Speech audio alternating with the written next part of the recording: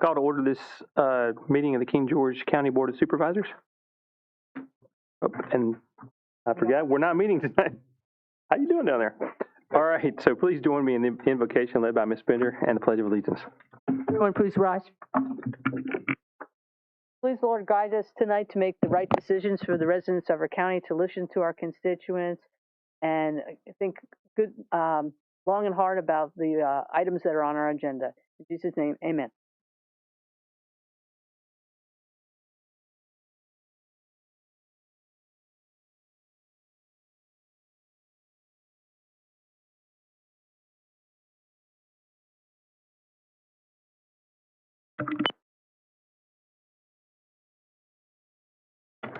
All right, thanks everybody. Are there any amendments to the agenda tonight? Seeing none, we'll open the floor to public comment. Comments will be limited to 3 minutes per person in order to afford everyone an opportunity to speak. Please provide your full name and district when submitting your public comments so that it can be properly included in the public record. First up, we have Ms. Tootie Moncure.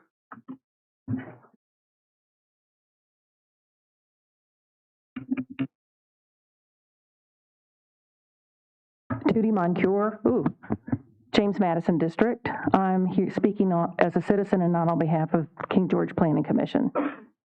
I would like to publicly thank Senator Stewart for all of his work in patroning Senate Joint Resolution 25.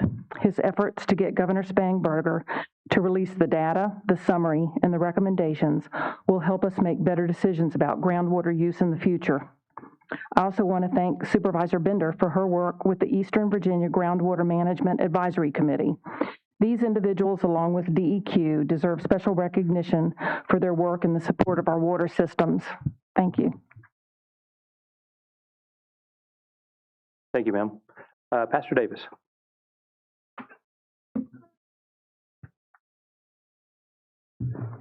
Thank you. I'm Pastor Davis, voted in the Dalton District. It's an honor to be here. I'd like to read to you from Scriptures in Mark chapter 8.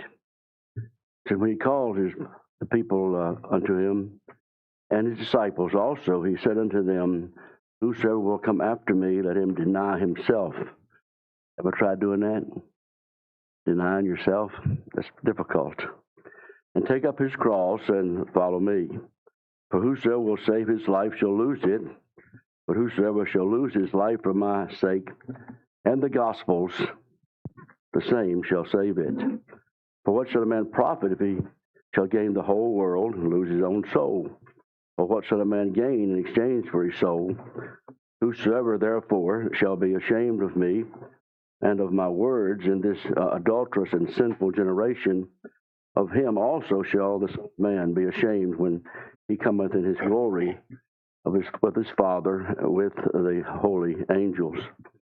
I guess a good illustration to use for that would be if God were to tell you he'd let you live for 2,000 years. In that 2,000 years, you'd never get sick. In that 2,000 years, you'd always remain handsome or beautiful. In that 2,000 years, you would have $1 million coming in every day of your life, every day $1 million. Successful, prosperous, famous. Everybody loves you, no enemies for 2,000 years. And then you died, lost. What would it profit a man? Have all that prosperity and all that good wealth for 2,000 years, only to die not knowing the Lord Jesus Christ. The gospel is the means by which God chooses to save men. And the gospel requires no obedience. The gospel produces obedience. If you had to be obedient to the gospel to get saved, you'd never be obedient enough. But the gospel, when we receive the Lord Jesus Christ, produces obedience in our life. So you don't get the cart before the horse. Get saved first, and then you can serve the Lord and give your life to Him. But what is the profit if we gain the whole world and lose our own souls? And so I'm here tonight to encourage anyone who may not, and those just listening by live stream, who may not know the Lord Jesus Christ. They have a friend in King George County that will help them to learn and, of course, how to know how to get to heaven. That's important. But living this life is so important too, what we do here. Thank you, and God bless you. Thank you. Thank you, sir. Mr. Nathan Hoy.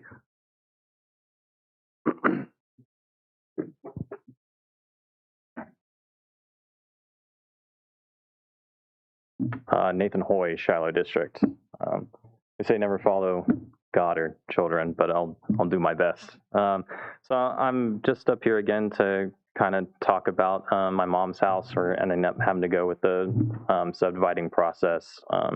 Everybody here that doesn't know, trying to build my mom a house on the property, but on my property, but under the current ordinance, I can't go more than 35% of my current house's square footage, which means that I'm capped at 900 square feet. I'm trying to build a 1,300 square foot house.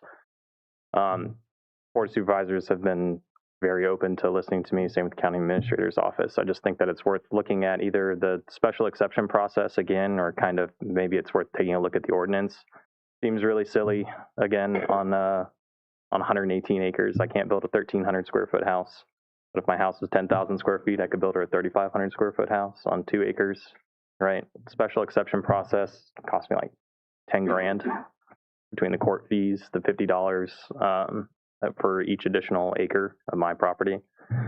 I offered some kind of like alternatives to that, whether being parcel size should be taken into account when you're calculating in the square footage. So, you know, if you have 10 acres, maybe you're still at, 35%, but if you have 20 acres, then we can go 40%, so on and so forth.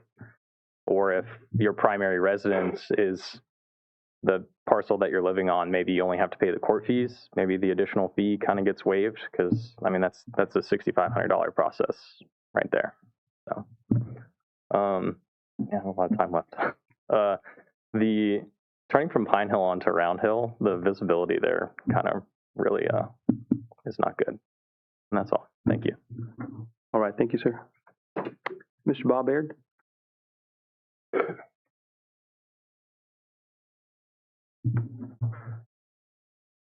Good evening, Mr. Chairman, ladies and gentlemen. Something I want you to think about for a second is the ancestry of our people here in the county goes back a long way. We have a lot of different diverse population here, but basically if you go back, we're Scots, Irish, and Welsh. We're people that believe in God, that believe in the land. We believe in our community. We believe in working with each other. You know, as members of the Board of Supervisors, as members of the Planning Committee, I just ask that we take into consideration the needs of the individual people, that they want to control their land, they want to profit from the land. We need to take into account their consideration and not just overall political aspects. You know, if we're concerned about environmental issues, let's talk about environmental issues. Let's not throw everything into a single bucket just because this is a residential area, this is a commercial area, this is an industrial area. We have to look at each area specifically based on needs, and we want to work within the 4 walls of that property. As long as we don't negatively impact the neighbors, it's not anybody else's business what happens on that property. It belongs to the people for their benefit. Thank you. Thank you, sir. Ms. Lovell?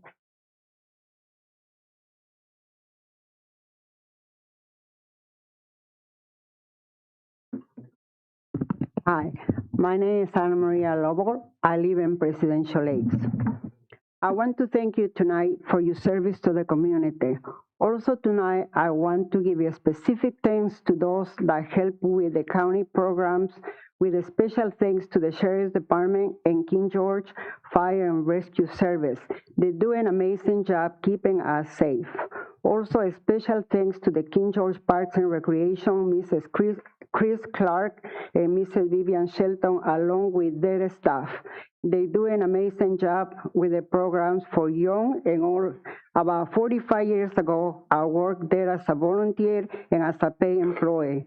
I work with many people that volunteer, but they have retired now. A big thanks to those of you that were involved with the King George Independence celebration on July 11 at the Silstone Sports Complex for the 254th of July celebration. Another great program King George County government has brought back for the second year, the Food Truck Rodeo, for food, fun, and county connections. I even did line dancing with the Parks and Recreation for the event. I also danced Zumba with the YMCA. We used to dance in the fall festival. We always come in first place. Well, since Mr. Collins left, the elevator in the old courthouse has been broken, and I don't understand why it has not been fixed. The longer you wait, the more problems you have. Older people sometimes cannot use the stairs. They need a working elevator. Thank goodness I can still use the steps. Also, I don't understand why the air conditioner in the old courthouse cannot also be fixed. The air conditioner in the sheriff's office works, but the microphones don't work very well and seems to move a lot, making it harder to hear what is being said. Even with good hearing, I have good hearing and vision, but still sometimes I have problems understanding. It needs to be fixed, those things, please. Thank you. Thank you, ma'am. And Ms. Denise Flatley?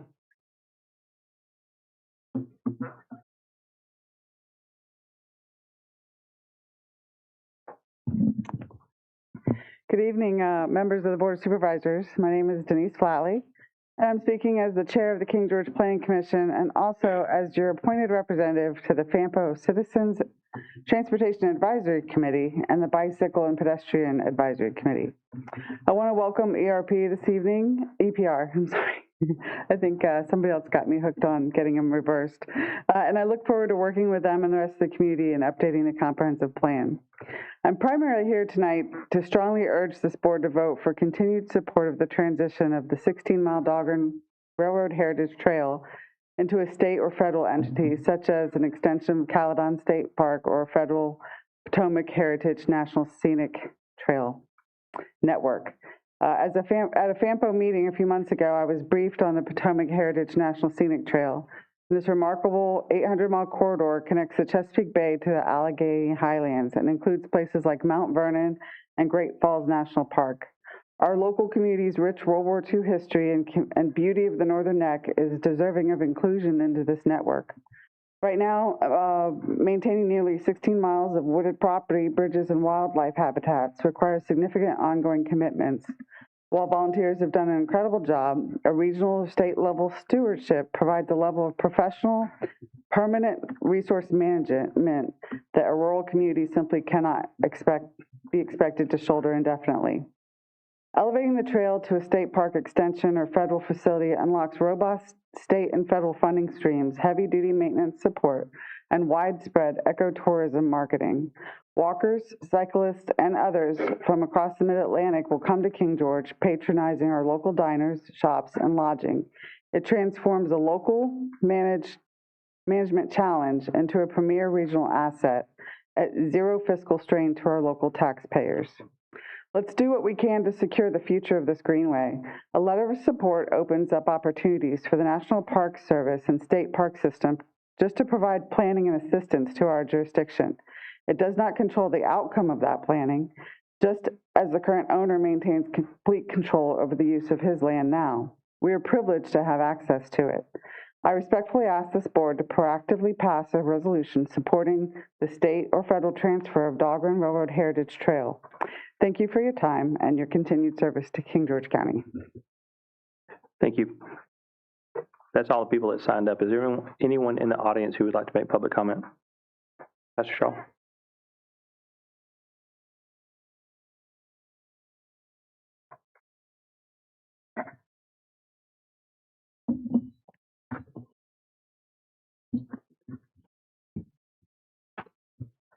James Shaw, James Monroe District, columnist for the Northern Neck Sentinel, assistant journalist, kgmedia.top, speaking partly in my capacity as an EDA member.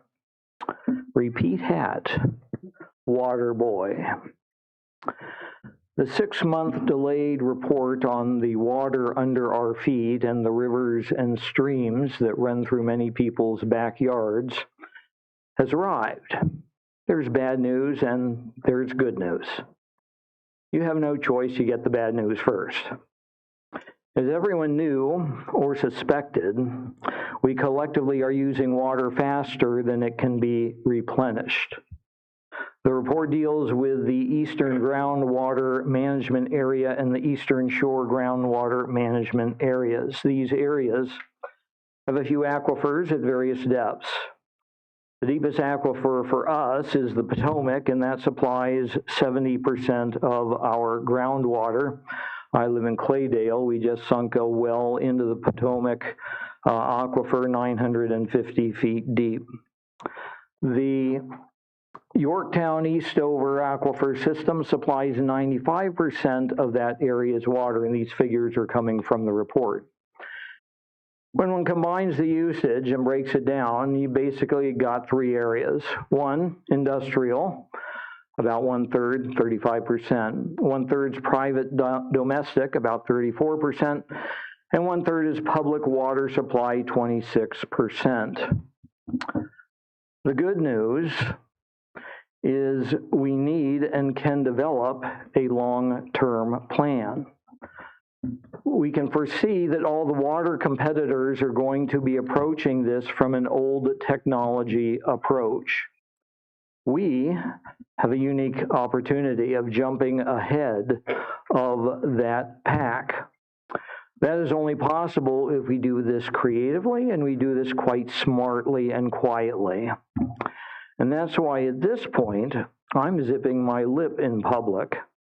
And I'll work privately with individuals to put King George County in a great water position for future generations. When I read the report, there's all kinds of mischief in there. And I'm not going to get into those details. Again, I don't want to reveal the hand. But knowing those things and knowing how the politics of this works and having researched this across the country, we want to prevent the trouble that potentially could develop.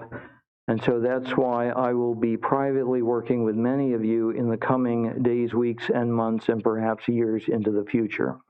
May God continue to bless the King George Renaissance. Thank you, sir. Mr. Butler. Good evening, Gary Butler, King George Realty, 9441 Kings Highway. I want to talk about 2 things this evening. First one is our educational system. I attended the grand opening today of the new Crow's Nest Elementary School out by Brook Point High School in Stafford. My daughter, who taught here for 11 years, and my granddaughter, who just graduated from Mary Washington, are both going to be teaching there. Beautiful school, lots of energy, very exciting. But the biggest thing is my daughter will be making, in her 11th year or 12th year, she'll be making $17,000 more per year to travel 35 minutes to teach in Stafford County.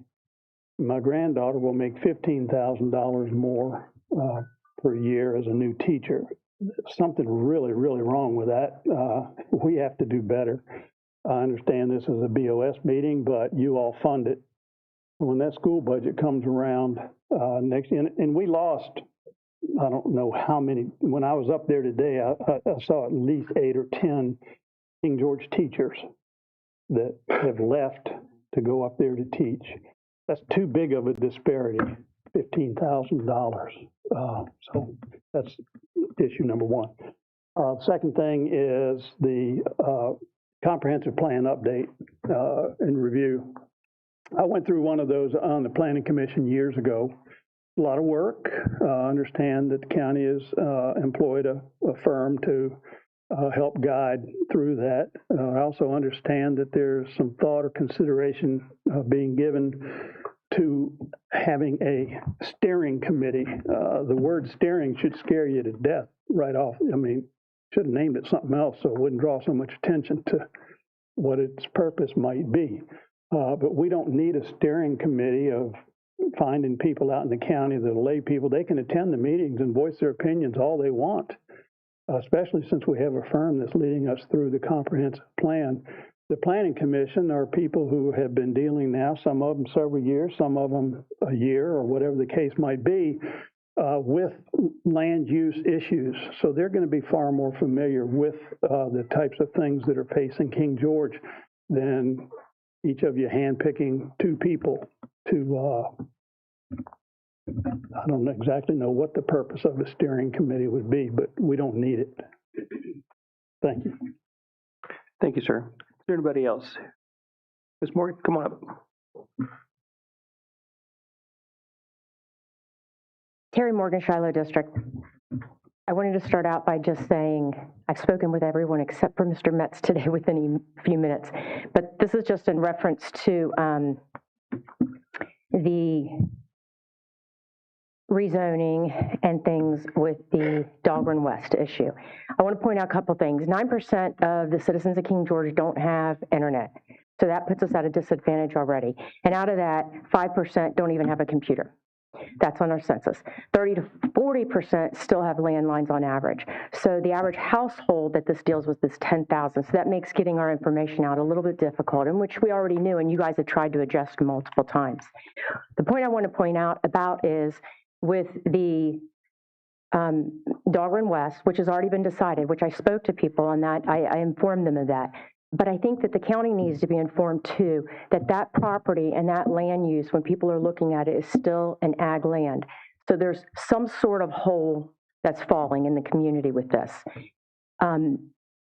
We voted and we brought it forth, and it took over 7 months for that land to be put into record that it was going to be purchased by Rowan. Rowan now owns it, but yet if a citizen looks, the land still comes out as agriculture. So there seems to be a discrepancy because once Rowan bought it, it should have been turned over to industrial use. It's not on our GIS like that. So anyone in the area looking does not see that. So it's just a correction that needs to be made.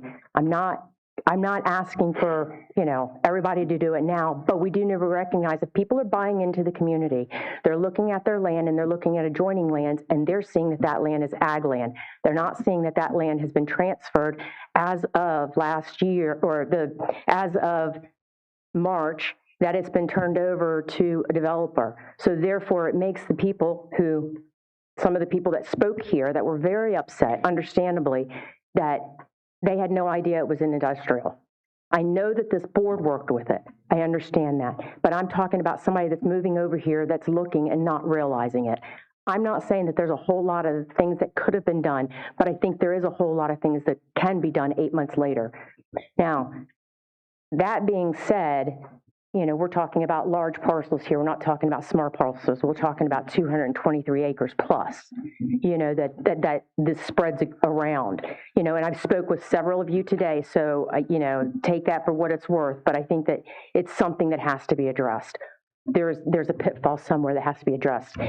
I wasn't planning on speaking to this, but when it comes to, a steering committee, I'm caught a little off guard, and so I can't do my research on all of that. But I know in the past we've had these and we've had steering committees. I look at that and I'll have to discuss it another time. Thank you. Thank you. And we do have some comments that we'll bring back, so stick around. We'll finish public comment. We'll deal with this later. Yes, sir. Mr. Powell, come on up.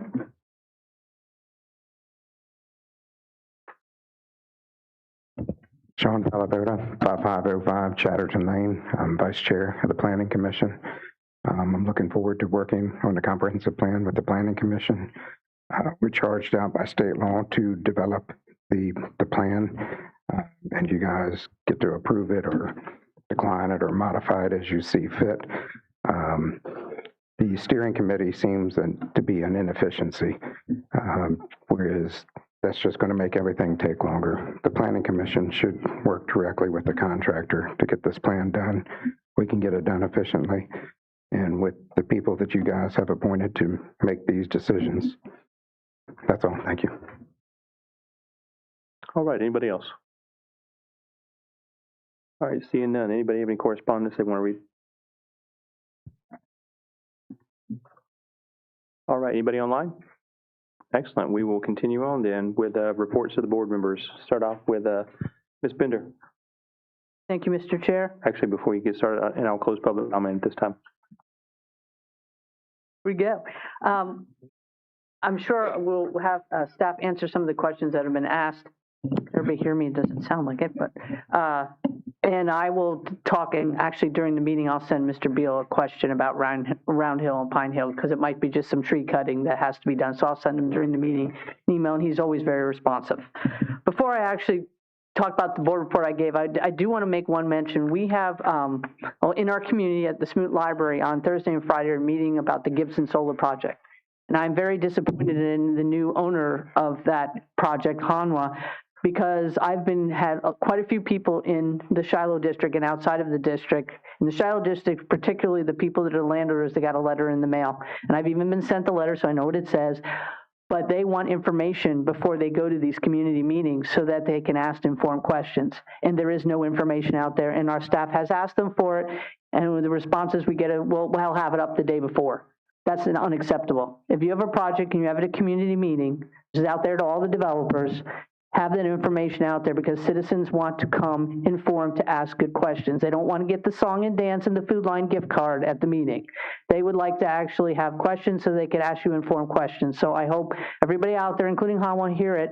Where's the information? And you need to put it on your website before you hold community meetings. It seems you're rushing a little fast, and you need to slow down so the citizens are more receptive to a project if you actually give them the information. Because if not, as if you've seen over different projects and even Dogman West, citizens feel that there's no transparency and there's something being hidden. So I just want to put it out there.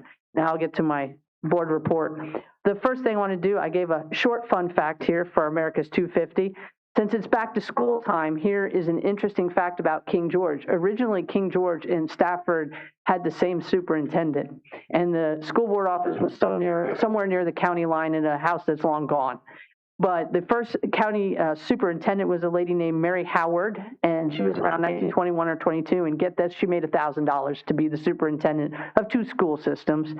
And the other thing is that you wonder why Stafford and King George have the same, not the mascot, but the school colors. Most likely it's because there is a superintendent, so blue and gold kind of went with both schools. So that's just a little fun fact. So our general manager, Dan Hamilton, and I went to the DEQ headquarters with also in Bowdoin and Stantec, who are doing 4 of our water permits that are up for our next year.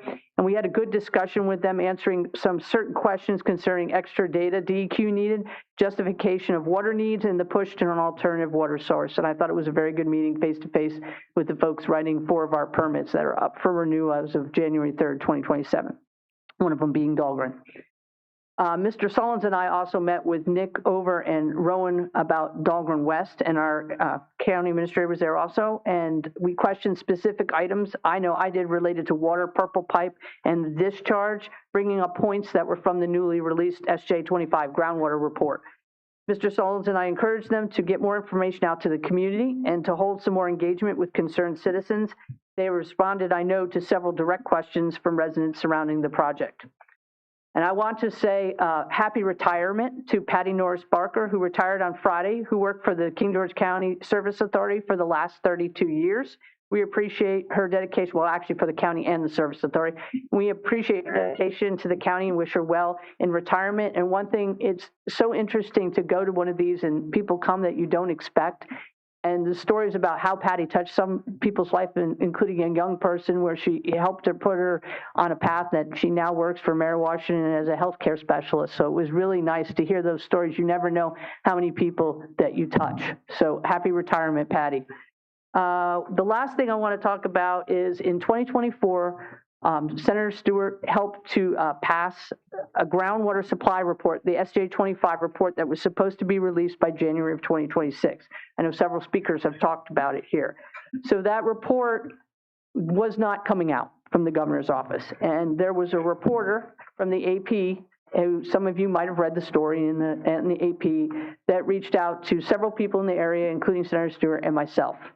Senator Stewart and one other person were only used in the article, but I was interviewed by her about this report, and it seems that when you give the governor an ultimatum to release the report by midnight, magically 30 minutes before midnight, the report appears. or the story didn't get released. So it's kind of magic happens. But I did want to read you the quote that I gave her if she had written her original story, because the story changed several times. There was one story if the report didn't get released, one story when it got released. So I just want to give you the quote that I gave the reporter. After skimming through the report, I appreciate its release and its summary of the challenges truly facing Virginia's coastal plain aquifer. The effects to the aquifer by certain industries over decades have caused strain and impacts not just in the direct areas affected, but miles away. Those impacts have true financial, economic, and human costs, and numbers on a paper don't fully show the big picture. As a small locality, King George, we currently have 5 water withdrawal permits under review that most likely will be tiered and force our service authority to go on an alternative water source by the end of the new 15-year permit. And I say 5 because the the courthouse hopyard combined permit, which I restart our clock on the tiered permit, that one is supposed to be done very shortly. So the other 4 are due next year. One current permit negotiated in 2024 was one of the first 15-year permits that is tiered. By year 14, that permit calls for a reduced volume for the existing customers, so an alternative water source will need to be found, designed, constructed, and paid for. Our customer base is just 4,700 customers, and our general population is around 28,000 people. Where do you find the funds? Another concern highlighted in this report is the possible saltwater intrusion impacting the source for not only the public system, but for private domestic wells. Further review is needed by all stakeholders in the coastal aquifer. We must think long and hard about growth east of 95, not just for homes, but economic development as well. Our comprehensive plan is currently going through a review, and this report will need to be part of our analysis. The politics involved will be a challenge, but as our general manager of the service authority has said to me numerous times, his personal motto is politics shouldn't control public health. And that is the end of my board report. Thank you. Mr. Metz? Yeah, thank you. Appreciate that. Ms. Morgan, so I did go look. If you don't see the Dahlgren West facility showing up as I for industrial on what you're looking at, I did go check our GIS site with the overlays for zoning, and it's there. But I am a big user of our website and have been known to find that sometimes we look at a different link or site and it doesn't show up correctly. So let us know. There's a GIS email right there on the front of the GIS website. So hopefully that does get corrected. I will say the Gibson Solar is not on our current projects list because it's listed in our completed projects list. So which to me means that updated package. Where's Ms. Leduc? That means the updated package is probably not complete yet. Is that correct? All right. So that'll turn over. You'll see that pop up on our King George projects list website as soon as that happens. Because I was unaware that there was a meeting coming up. So I guess I'll, just like everybody else, uninformed for that project. Thanks. I have a couple of nominations for the steering committee, but I think I'll hold those, and then if we get into the discussion, we can come back to that later. Sounds good. Okay. All right, that's it. All right. Actually, I'm going to deviate from the plan a little bit, just in case there's anybody that wants to leave. Normally, I would ask Mr. Smallman to put his comments on this in his report, but that's like the last thing we do. And if anybody wants to cut out early or not, I don't want you to miss. So do you mind go ahead and giving at least the part as it addresses the zoning? So the zoning, that is correct. So I got with our community development department this afternoon. I was made aware of this, I don't know, about 3 o'clock this afternoon. So the zoning was approved August 19, 2025. A letter was sent from community development to several individuals, including GIS on September 19th, and the GIS was updated September 19th, 2025 to reflect an industrial zoning for Dahlgren West. So it has been updated, and I had our GIS manager, who's a longtime employee and resident here at the county, I said, make sure of this. And he says, these are the dates that I updated them. So both GE, and then I know there's another question with GEV.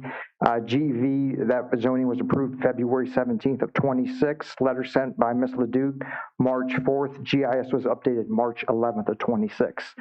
So staff has updated both of those to reflect the industrial zoning. And Ms. Morgan, if there's something that you're not seeing, I would be more than happy to sit with you. But they have in fact been updated shortly after the rezoning was approved. September 19th, 2025 for the Dahlgren, for the Dahlgren West, and then March 11th for Green Energy Ventures. Cool. All right. Thank you. We'll come back to you at the end of the meeting for your normal board report. Mr. Stroud. Thank you, sir. I think everybody came out and spoke tonight. I'm not going to address everybody's remarks, but I look forward to speaking with you, Pastor Shaw, regarding the water. There's a lot of conversations going on about that and things that have happened, and I'm sure you guys have noticed what's happened in Caroline and them passing their straw they're putting in the river. I think it was approved at 9 million gallons a day. It was reduced from the original 13 million, but they did get an approval there from the Virginia Marine Resources for that.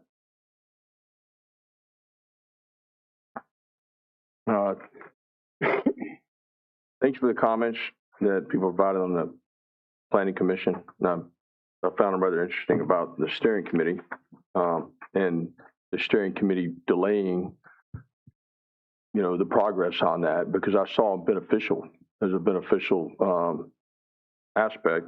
So to hear the comments have been to the contrary, I found interesting. On the 23rd, I attended the Rappahannock Jail Board meeting.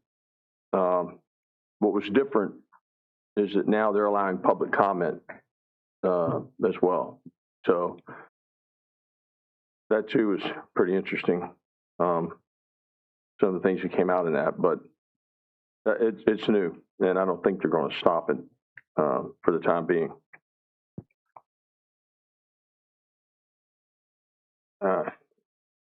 That's all I've got for now, sir. All right, thank you. Thank you. Mr. Davis. Thank you, sir. Thank you, everyone, for coming out. Appreciate everyone speaking. Planning Commission, all you guys showing up. I'll address, number one, the trail. I don't think anyone here is against the trail. I think my concerns about it right now is, we got Lake Cowdon approved. The state's sitting on it because the state doesn't have any money to do with that area of Lake Cowdon that we purchased. They have no money. Our state deficit is $40 million in debt. They're in the hole already. So there's no money to do that. So that land's just sitting there doing nothing.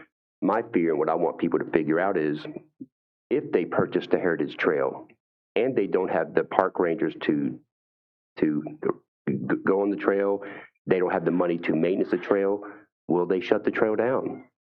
Because it's state run. You have to consider the big picture. We can look at it and go, it's a great asset. It's a great asset. I use the trail. But if the state buys it and they don't have the money to upkeep and run it, will they just shut it down and not let anyone use it? So these are things that we have to consider. Is it best right now for us to kind of keep it in our hands with a few volunteers? Because they may say the volunteers can't run the trail. So you have to look at the big picture of it and make sure, because right now they have no money to give to parks and in our state right now, advancing those projects. They don't have the money. So we have to look at that from the end picture. I love the trail, want people to use it. We have great events there. It brings people into town. But if the state doesn't have the money to run it, what happens to it? And would they put Mr. Lynch, all of his work that he's put into this and everyone else who's put work into it, does it just get put on hold and they're told that no one can use it right now, that it's state property and it can't be used until we have the money to do it? So we have to look at it from that aspect. I don't think that we're against the trail. And there are some things that there are some people that, people who have to cross the trail because it divides their property, and we want to see those relationships get better to where those people don't feel like their rights are getting infringed upon too. That's the thing that we brought up in the last meeting. We protect everyone's individual rights. Your rights, I always say your rights go as far as the end of my nose, and once they reach the end of my nose, your rights end. So we have to understand everyone's rights need to be protected, not just one, not just the majority, but everybody's. The water issue. I'll bring this up only because when this DEQ report got released, and there was information that I was privy to before I ran for office, and we caught a lot of slack about rejecting the Amazon deal. Like, you guys are crazy. What's going on with you? And come to find out we weren't crazy. Come to find out that we have a big, major water issue. And when I go to away and we go to VACO, we go to these things, and you hear people at our level of government talking about water like it's gold because there's issues. I wonder what's not being told to us from the people who are up above us and the people who are up above them, because by the time we find out about it and you find out about it, it's too late. So when we came in and said no water will be taken, it wasn't. I had people say you're just rejecting it because it's Amazon. I have nothing personal against Amazon. What I have is I have a personal responsibility to protect King George County, the Northern Neck, and the state of Virginia from my position, and I cannot allow water to come out of a river to cool your systems. And come to find out, it was correct.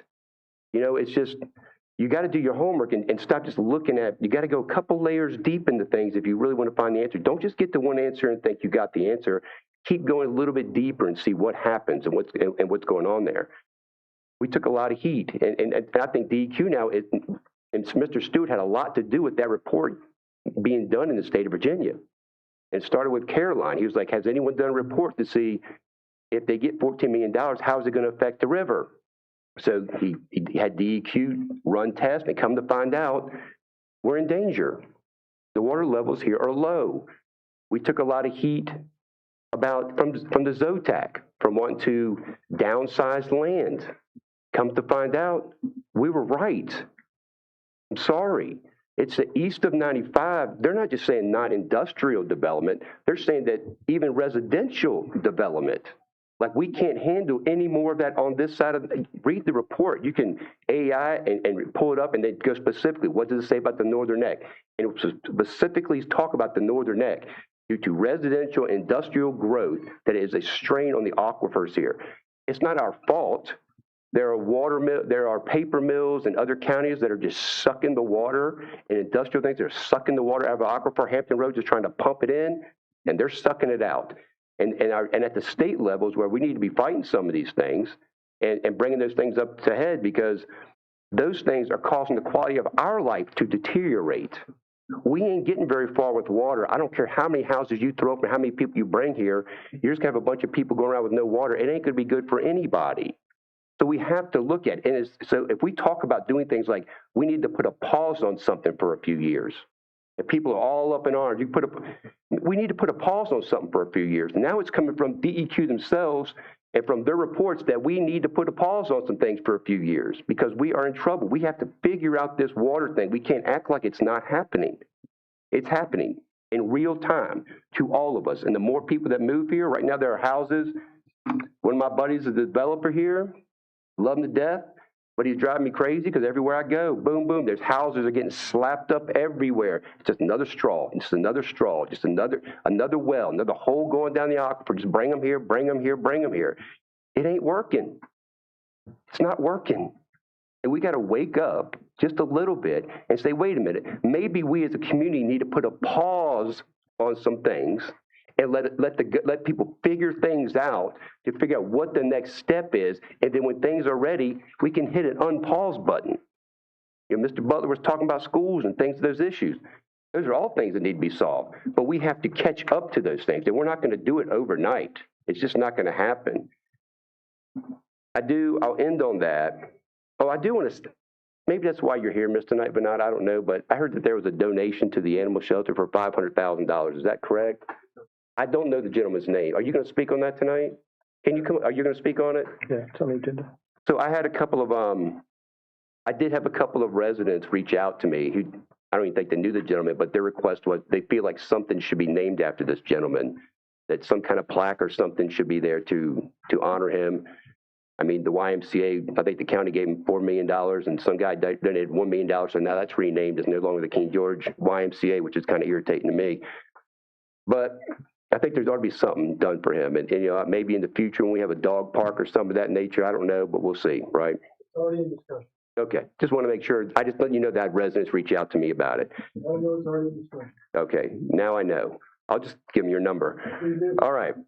Next up, I want to, let me pull this up. I want to nominate Christopher Pelosi, did I say his name right? Yes. To the Steering Advisory Committee for Comprehensive Plan. Second. Properly seconded. Any discussion? Yes, I would like to wait for any nominations till we decide what we're doing for the comp when we have their presentation and we decide if we're having a steering committee. I just don't think we should nominate people so we have the discussion in there. Are we not having one?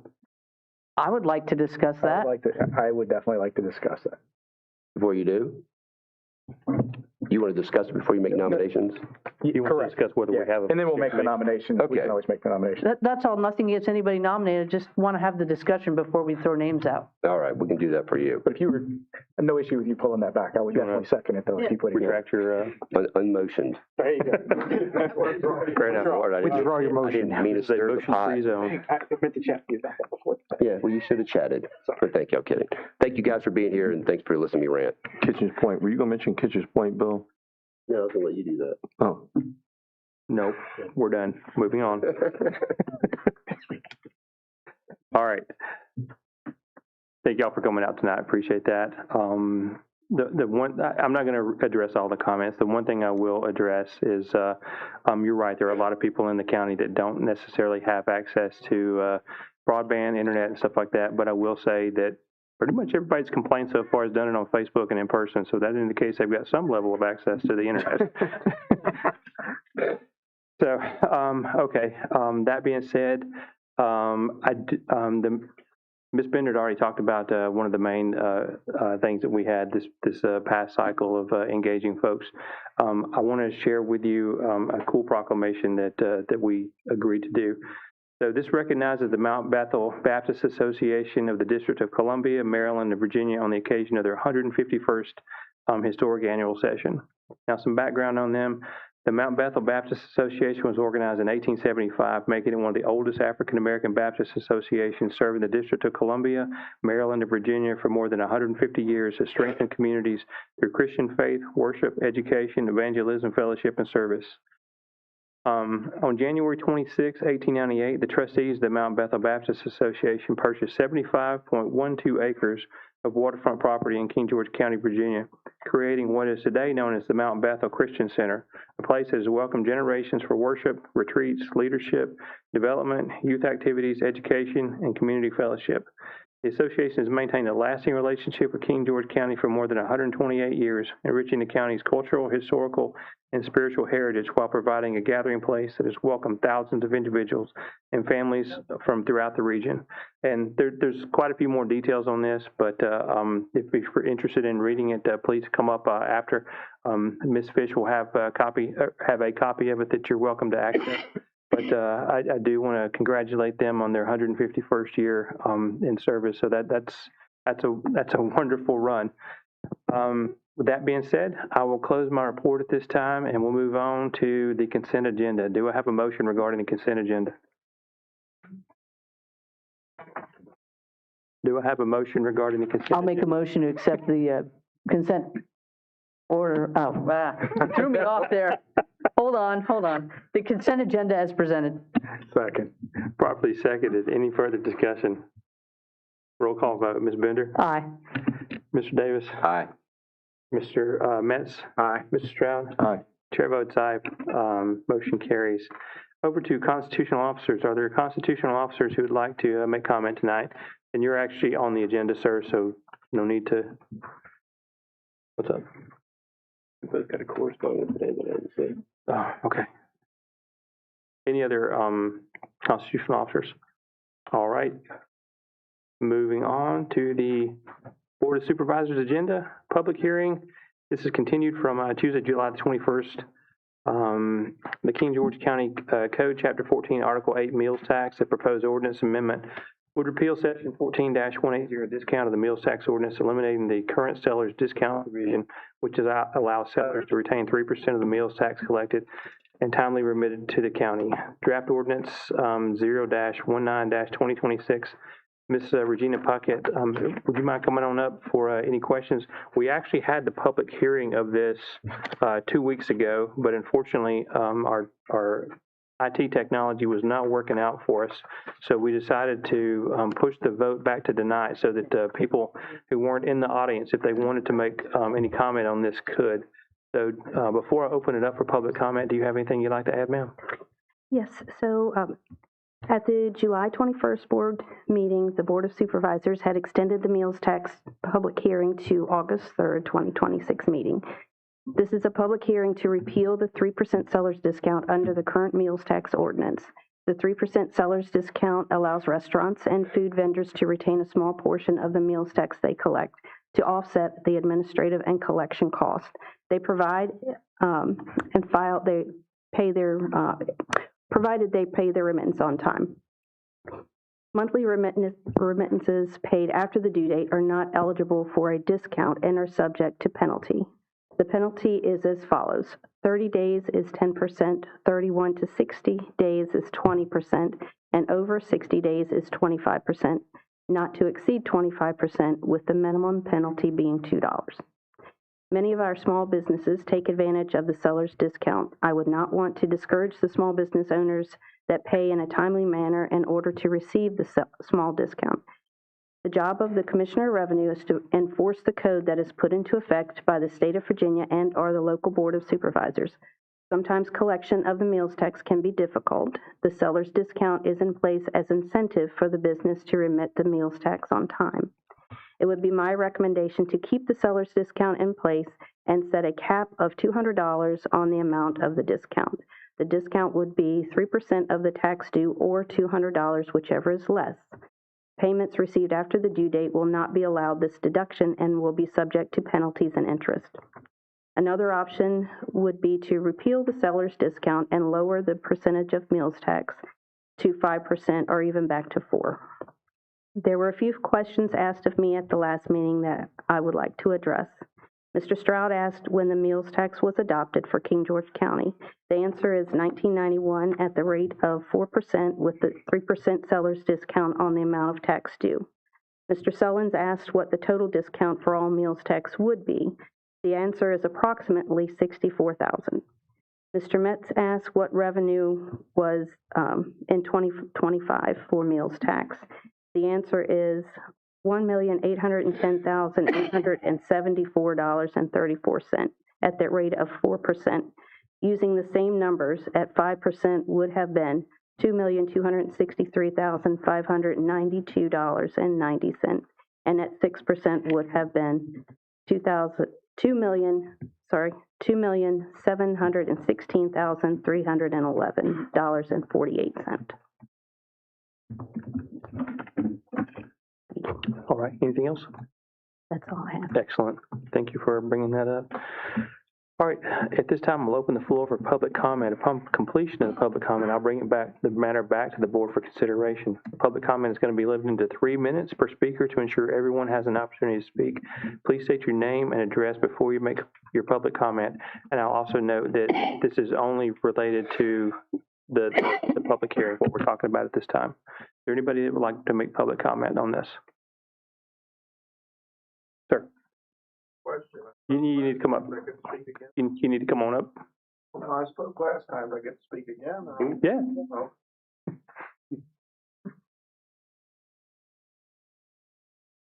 You came 2 meetings in a row. You get an extra 3 minutes. My name's Perry Bowen, 17518 Nanzatico Lane, King George, Virginia. Here as a private citizen and part of the ownership group of Creekside Farm Brewery. I want to commend Ms. Puckett and all the work she does and her office does trying to keep this straight. As I said at the last meeting, I kind of got pulled into this at the last minute. I was given prior notice by Ms. Bender that this increase was going to happen, and was I going to get up and say anything and try to do something? I said no, I was going to keep my mouth shut, and then of course I got in it anyhow. So enough background on that. I have since my last comments researched that yes, this is allowed. Yes, the law's been on the books. Yes, they've been doing this rebate thing. Do I agree with that? No, but that's fine. But I have also, since I said something at the last meeting and all of this gets out on the internet and I have had multiple conversations with all the stakeholders, including some of the people who voted you to put you guys here. And I mean, restaurant owners, patrons at Creekside, whatever, everybody. To a person, they don't think that this was properly advertised. I don't know whether it is or not. Please don't shoot the messenger. They kind of think it was hastily done. And when we discuss it for the percentages, we go to 4 to 6 like that's nothing. But 6 is 50% more than 4. And 50% is a lot. So that may need to be visited. As far as the $60,000, if you want to compensate for that, that probably needs to be looked at as well. Now to me personally.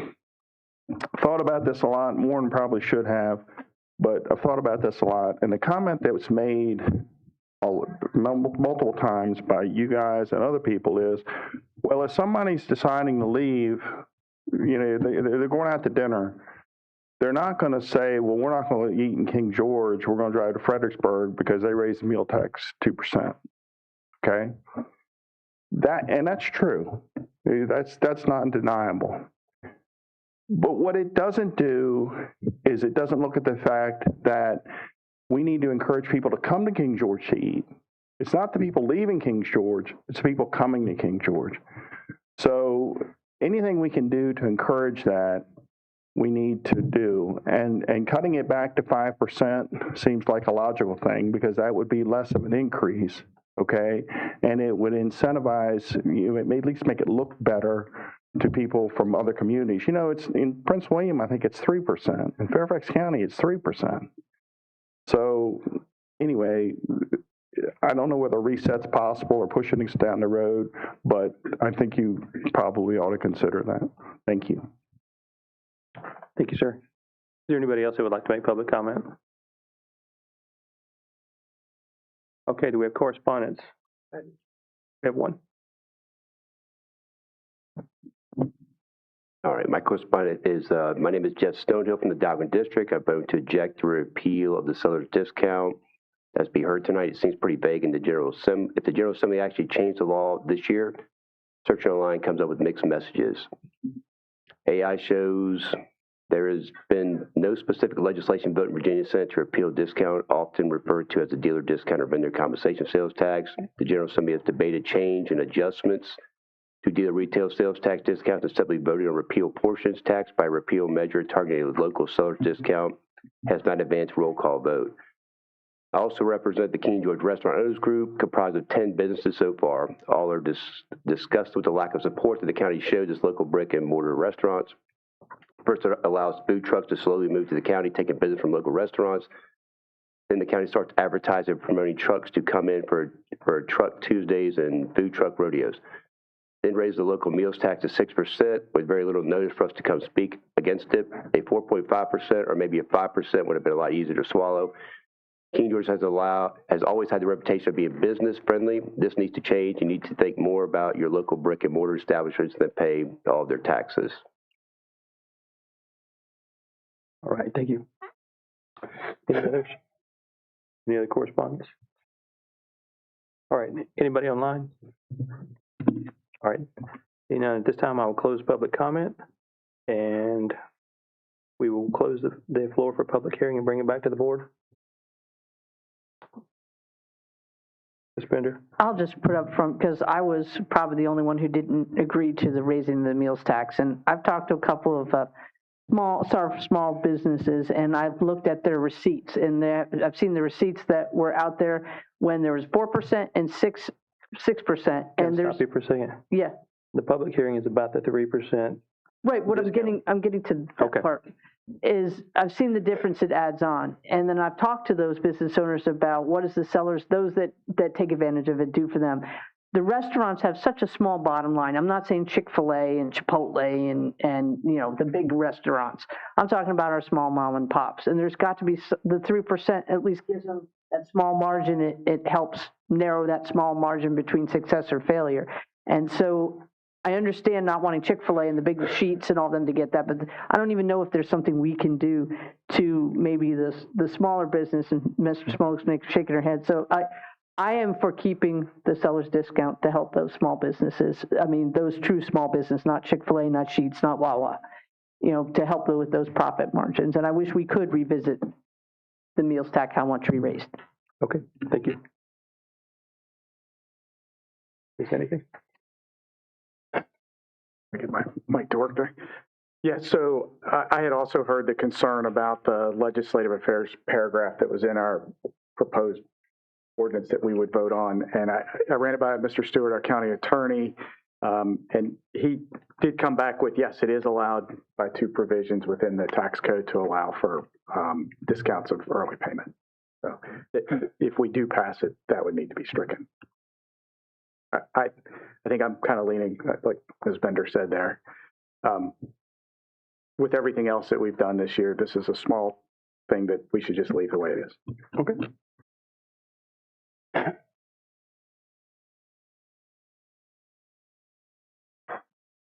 Thank you, Mr. Bowen, for your comments.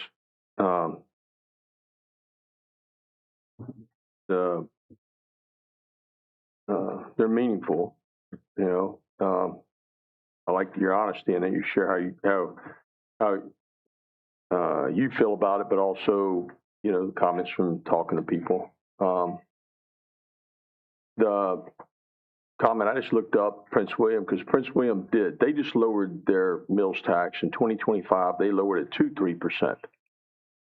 But it's worth noting that they had a 4,237% increase in revenue, a 68% increase in two-year revenue from data centers, at $280.2 million. Okay. They make significant revenue from data centers in Prince William. So, you know, I guess if you're making more money, then it allows you to reward other things. As people have heard, this revenue, and it may seem small in the big context, but it was included in the budget. So if it isn't included, then it's got to come from somewhere. Okay. You know, I enjoy Creekside. I know a number of people that come from the Fredericksburg area and South Stafford, the borders, King George, and goes to Creekside because I meet them out there. But they don't go for the lower tax. They go there because they like coming there. Because the kids can play and they can, you know, enjoy seeing each other, and they just enjoy being there. It's the atmosphere. It's not the lower sales tax. I am, you know, when it comes to helping small business, I'm not against that. I'm a small business. I don't think I get do I get a discount, Regina? No, I don't. If I pay early? Focus. No. You know, well, it's just, I don't have a problem with it. You know, I'm not saying that, you know, is it good to hand out other people's money? Cool, it is. But it's not my job to. Thank you, sir. Yes, sir. Thank you. Comments? Yeah, I mean, I've made my point clear on this. Is I'm not a fan of meals tax, period, because I own a restaurant in King George. That has something to do with it. And that's when I really started learning about meals tax. I lived in downtown Fredericksburg for years. I've lived in other major cities. There's not one time that I went out and eat and thought to myself, well, what's the sales tax there? And I bet probably no one here has either. You didn't go to Sedona in downtown Fredericksburg. You didn't go here and go, well, we're not going there. Their sales tax is higher. All right, so that's kind of a null point. That's not going to happen. The meals tax itself is ridiculous to me in a sense because and we needed to bring in revenue. It's like if at my restaurant, if we bake a pie and we sell that pie, no meals tax. I put a knife to it, cut it into pieces, it's a meals tax. Same pie, same everything, except I decide to cut it up into sections and sell that thing, and now there's a meals tax for it. It sounds a little bit ridiculous. But, you know, that being said, it's not going to go away anytime soon. Of course, if we vote on this tonight, I would do the same thing as when we raised it, is I would abstain myself from voting on the subject, because if I vote for it, it's not a win for me. If I vote against it, it's because I own a restaurant in King George and I'm after my own agenda, and that's what I want to do. So I'm not a fan of it. I do think that if we really want to help small businesses in King George, You know, they talk about how small businesses usually close down in the first 3 years. And that first 3 years in there, when a new restaurant comes in, and you got Galley's Cafe and you got Lala's Fusion beside it, I am there watching the two people struggle and fight and help each other out. They basically are just working back and forth helping. And maybe for the first 2 or 3 years, maybe we don't charge them a meals tax, and we let that small business get on their feet and learn how to run their business and start making money. And so they're not really, you know, stealing from Peter to pay Paul, because that's really what goes on a lot in the first couple of years. If a restaurant breaks even in the first year, it's a success. That's the honest truth. It's like a daycare. If it breaks even in the first year, it's a win-win situation. So I'm not a big fan of meals tax, period. I do understand that, like Mr. Butler brought up today, teachers, firefighters, police officers, roads, and sheriff's department.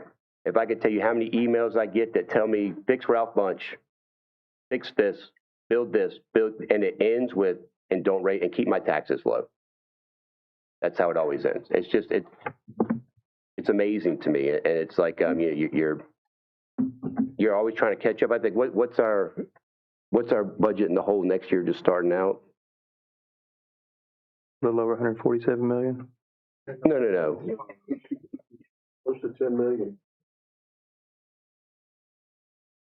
I think it's $5 million before we get into next year. We already have to find a way to make up $5 million going into next year. So as much as we want the things that we want, all right, I mean, we have to, it's one of those things too. It's, like I said, I don't like a meals tax, but if you look at everything from a big scope picture of needs and everything else, you have to look at it down the line just as much as you're looking at it right now in the pain point. You have to look at the whole thing, because it's not the small business. I wish there was a way to divide it and say the small business, they get the break, but Chick-fil-A and McDonald's, because their stuff's an automatic payment or whatever that they do, they're the ones that are making the most money from it. I mean, let's be honest with ourselves. You know, I mean, I don't have foot traffic at my restaurant. You got to specifically go, that's where I want to go eat. Unless you work for the service authority. That's the only person that can walk down the street to it. Anyway, that's the end of my report. All right, thank you. All right, as we bring this back up for a vote, I will remind you that we're voting on whether or not to repeal the 3% discount. So whatever motion you make, be careful with any double negatives.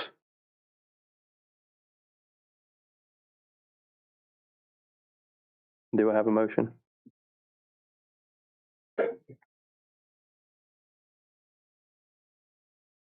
All right. Oh. Wait. Did you have any comments? One way or the other? For me personally, I think $64,000 compared to the rest of our budget is like a pimple on a gnat's butt. I mean, it's just not, it's nothing, but if we can help small businesses, you know, give them a little bit of a boost, then yeah, that's something I'm willing to do. I know. Can I add on that, sir? Only because I'm going to say this. Are you going to focus? I'm always focused, my friend. If we are going to do something like that, then maybe we can do something about the fact that when a small business pays its meal tax and it pays it by credit card, even if it pays it on time, it loses that reward because they charge you a 3% credit card fee. So there's other things too that we're not rewarding too. So I'm just bringing that up. Okay. I'll make a motion. I'll make a motion to reject the proposed ordinance amendment that would repeal section 14180 discount of the meals tax ordinance. Second. So, I can read the rest of it, eliminating the current seller's discount. No, you're fine. I was going to say, I wish the county attorney was here because we could just do nothing and let it die. But, I mean, but no, if the motion's on the floor properly seconded, any further discussion? All right, roll call vote. Mr. Stroud? Nay. Mr. Metz? Aye. Ms. Bender? Aye. Abstain. Yep, understood. Chair votes aye. Motion carries. All right, moving on. Presentations. Thank you, Regina. Appreciate you. Presentations. First up will be item 08-03, King George County Comprehensive Plan Kickoff Presentation Discussion. Presentation will be by Mr. Will Cockrell, Mr. Todd Gordon, and Tyler Hinkle from EPR.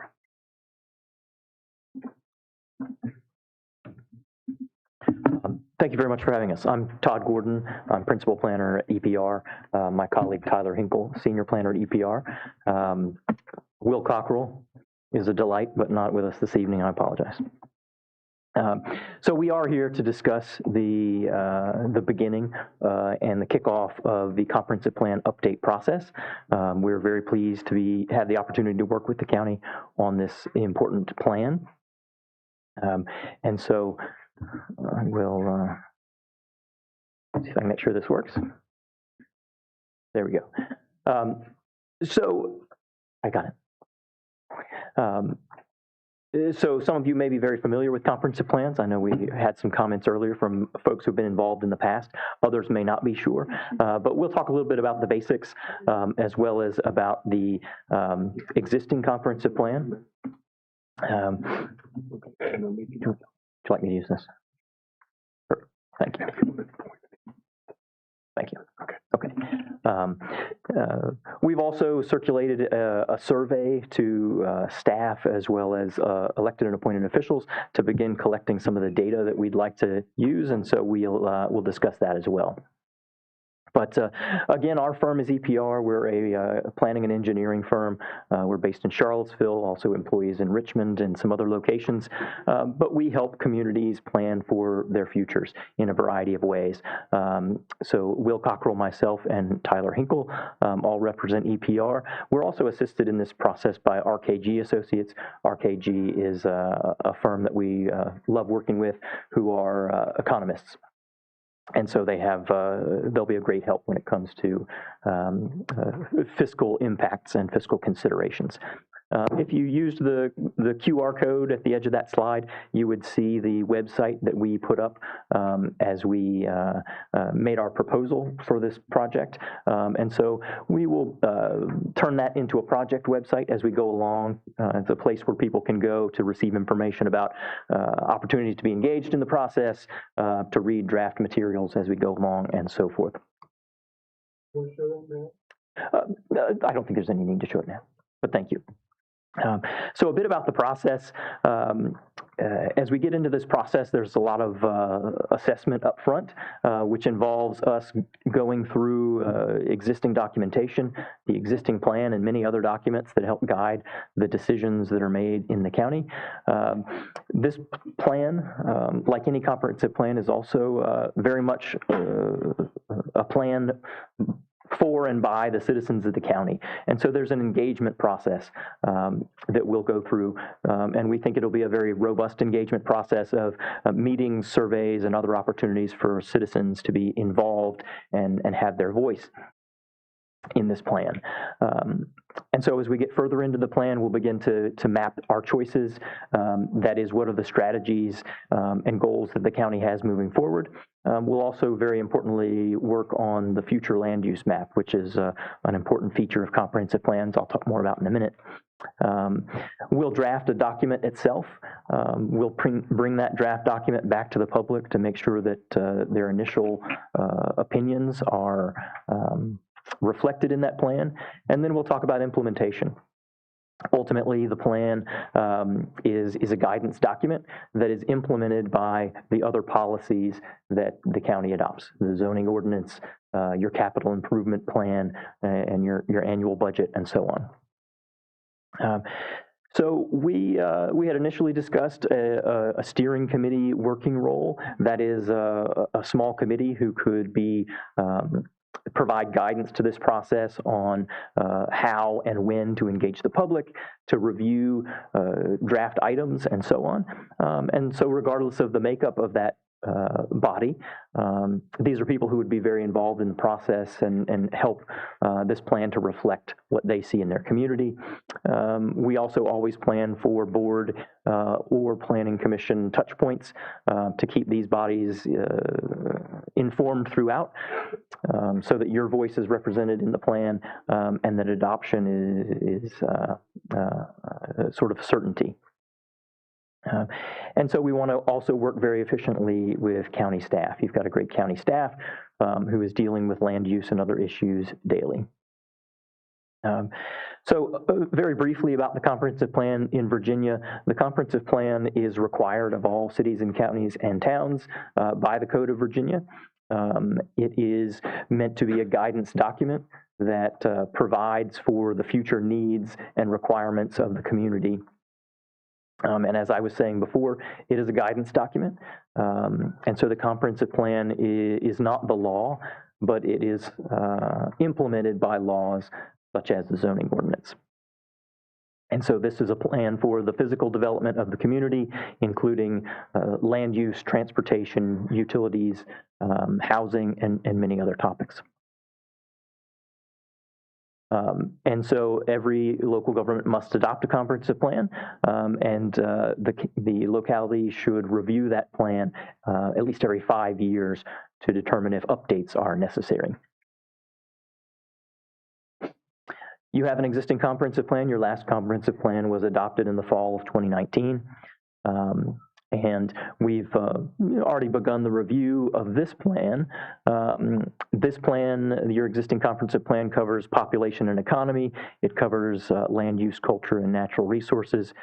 There's a chapter on transportation, a chapter on utilities, community services and facilities, such as public buildings, public safety facilities, and so on. And there's an implementation chapter that sets out actions for the future. Your existing plan includes this map, which shows the general arrangement of the county, including outlying agricultural areas and areas where development has begun to occur. So the principles that are included in the existing plan are good principles. Nonetheless, this process will confirm or reaffirm these principles. But the existing plan principles include preserving the rural character of the county, enhancing the health, safety, and welfare of the community, promoting a healthy and diversified economy, protecting environmental resources, encouraging a balance of residential uses, guiding growth to certain designated areas, minimizing traffic, protecting the quality and quantity of water, and encouraging the construction of central sewer facilities in key areas. So this plan does provides a strong vision and growth framework that we appreciate. It's certainly strong in its detailed background research and data. It integrates discussions of infrastructure very well and utilities, and it provides some goals for the future. But I think our hope and our goals for the plan update include having a very strong public engagement process, updating all the data analysis. There's a wealth of data out there that we can benefit from.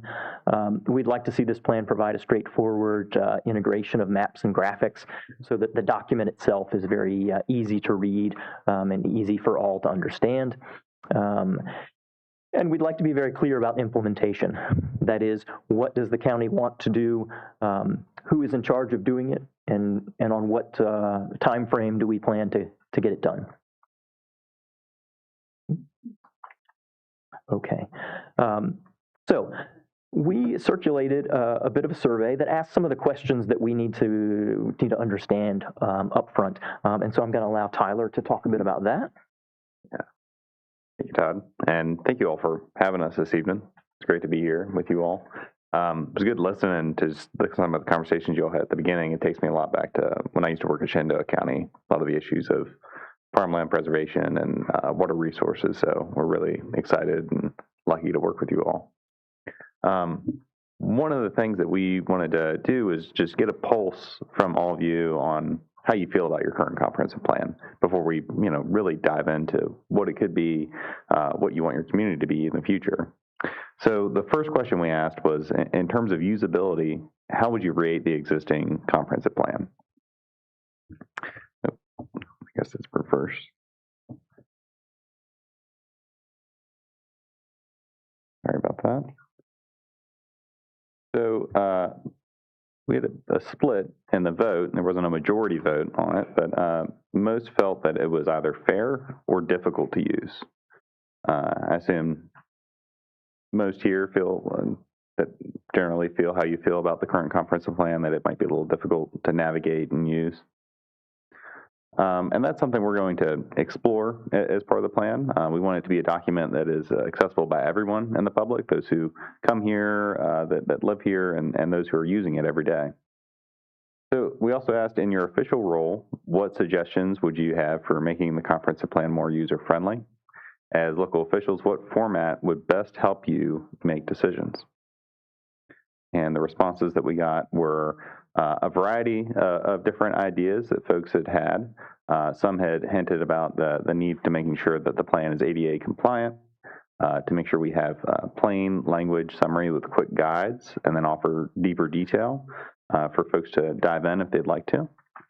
Having very graphical representations, good maps, and parcel level view of how the future might look. To cleanly and clearly explain the plan's purpose, designations, the role, making sure that your goals are connected to your actions, and to identify your strengths, weaknesses, opportunities, and threats so that you can best position yourself for what you can leverage for the future. I wanted to jump around about topics. Right. I turn it back over to Todd to talk about some of the topics that folks had talked about and what else we'd heard. Yeah, so again, this survey was a brief survey that was circulated among county staff as well as Planning Commission and Board of Supervisors. And one of those questions was, what topics need the most attention? And so, what we heard on that. Land use and development was certainly a standout. Economic development was certainly a standout. Community services and infrastructure, things like public safety fall into that bucket. As well as housing and transportation. There's much less attention to some of these other items, including historic preservation goals and mapping issues. But we appreciate those issues as well. But certainly economy and land use, big topics. And so we intend to make a very good show of public engagement in the construction and update of this plan. And that starts with a public engagement plan. That is, what meetings do we need to hold? At what intervals? Where do we locate them? How do we let people know about the opportunity? We'll also spend time looking at past input results, surveys, and other comments that have been made in the past that might be incorporated into this plan. I mentioned before, we'll have a project website as kind of a one-stop where people can provide input, but also hear about meetings, upcoming, and review draft information. We want to find out how to get the word out about these meetings through social media and other means of communication. I have a quick question. Yeah, I'm just on this particular slide. For the last time in 2019, we used it was a couple of locations, but they had like whiteboards and Post-it notes. What kind of, when you have these communications, how are you going to collect the data and what kind of interaction you're going to have for that? I would like to know that. Absolutely. So we want to make public meetings as interactive as possible because, inviting people to listen to one of us talk for an hour is not interesting, and that doesn't collect information. And so we typically do meetings in a variety of formats. There's a photo here of an open house type format where there are a variety of informational boards around a room for people to look at, including maps and opportunities for input by writing or sort of voting on certain things. Sometimes we do meetings that do involve a little bit of a presentation and interactive type things like mapping. So at some point in this process, we'll roll out maps and ask people to help us locate, areas where growth may be welcome, areas that must be preserved, and so on. I know I'm just giving the last time, one thing I liked is they had certain topics up in like a piece of paper and then Post-it notes, and people could, and I was kind of, I got an education of what people wanted.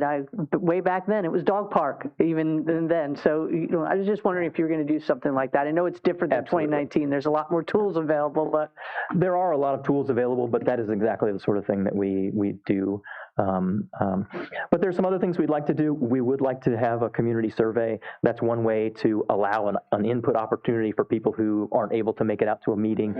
So we would like to do that. Our plans, as proposed, and there's flexibility to discuss this more, were for roughly 4 large community meetings, as well as our attendance at public events, which is something we do sometimes, is take this show on the road and go to places where people are, a farmer's market. Our fall festival, maybe? Fall festival. To be there with information about the plan and with questions for people who are attending an event. So we often do that, as well as stakeholder meetings. So stakeholders may be folks who work in county government. It may be chambers of commerce, environmental groups, and others who we'd like to have the opportunity to meet with and hear about their needs and their initiatives. So there's no one answer to public engagement. The answer is many paths to collecting input. So we certainly asked for and will continue to collect information from you all about what you see as a successful engagement process.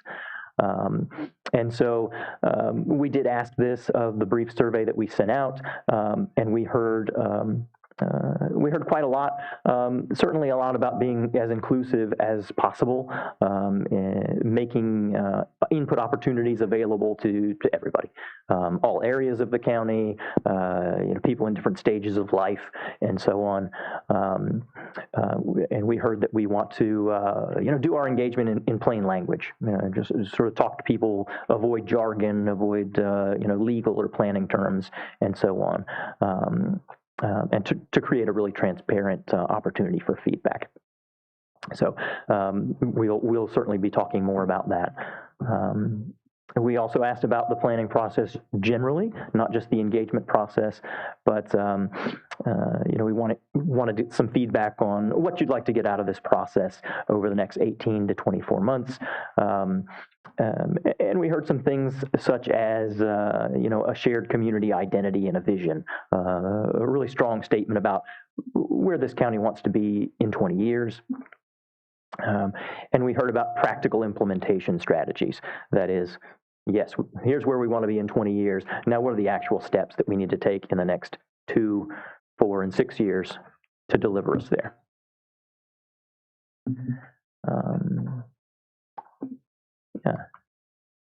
This one seems potentially a little redundant, but we did ask about those hot topics. What are the things that we really need to cover here?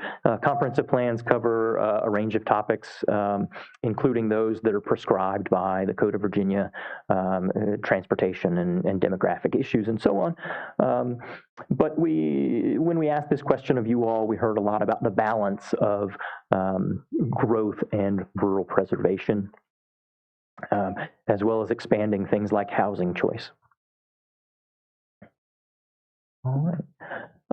And so the question was left open at the end of the survey. Any additional advice or direction you'd like to share? And we heard a range of things, including giving very, very clear recommendations with this plan, using very clear and concise language to make the plan as usable as possible.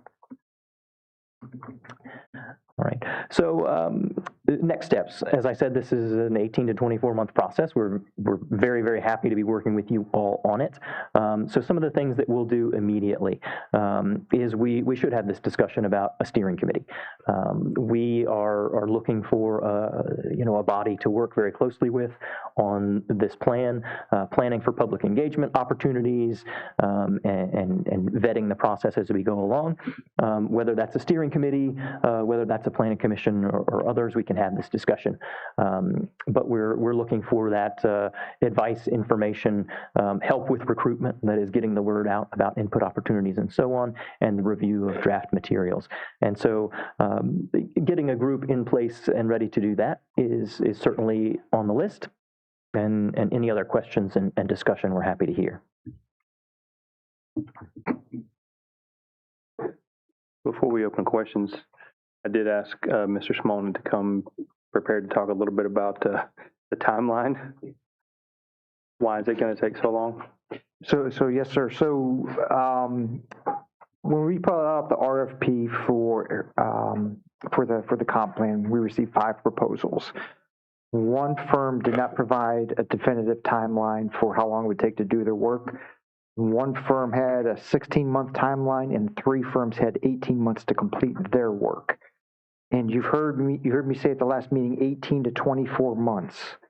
Well, if they're 18 months, then we have to go through the public hearing process at both the Planning Commission and the Board of Supervisors, thereby extending it to, up 4 to 6 months as far as public hearing. So I hope that answers your question. And as I stated back on July 21, in my 20 plus years local government, the 18 to 24 month is, this is what it takes to get through a comprehensive plan update. And anything else I can answer on that, or the professionals would like to add, but that's what I've seen and what we received as far as individuals looking to update the comp plan. Okay, thanks. I'm sure we'll talk more about that in a minute, but Kathy, I didn't mean to shut you down. I just want to make sure Matt got his thing in there first. When we did it in 2019, I actually came on the board in 2018, and it was already in process, and it didn't finish until that date. So I understand that. But one of mine is, I've read a lot over the past weekend about steering committees and letting our planning commission do it. And so what's the advantage? Because what I'm afraid of, I don't want one group steering it in one way. I want you guys to be the moderators and then figure out to get true citizen input. So I would like to know what is the difference between, in your opinion, and why would one be an advantage over the other, and how could it be structured so that there's a template and you kind of put them not in a box, but so that you guys are like the unbiased, as best you can be the unbiased mediator. First of all, on the term steering committee, the use of a group like this is to steer the process, not the conclusions of the plan. So we want them as a partner in how do we conduct this process. Ultimately, the plan is meant to be, and if done successfully, is the voice of the community at large. And so we're looking to a committee to help us engage with the community at large, not to speak over the community at large. So it's certainly true that many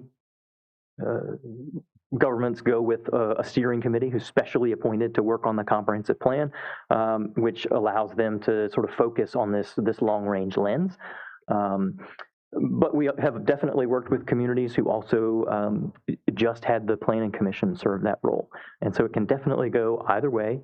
The Planning Commission, yes, is in touch with a lot of the land use decision making, and so has a real valuable perspective on that. But they're also quite busy. So, it can go either way, and I don't think we are prepared to express strongly in either direction. Either way can be a very successful path. It's a time commit, so I would want to, if we do a steering committee or whatever you call it, to who we select on it to make sure that they can actually commit to the process. That would be one of my things, to not make quick whoever the first person who fills an application online. And I'd also want to give the community a little more time to actually go online and fill out the information to nominate themselves, so we have a wide range of individuals that would be good fit. And also, as just discussed, these can be a somewhat lengthy process, and we want to work with a group that's prepared to be there from start to finish.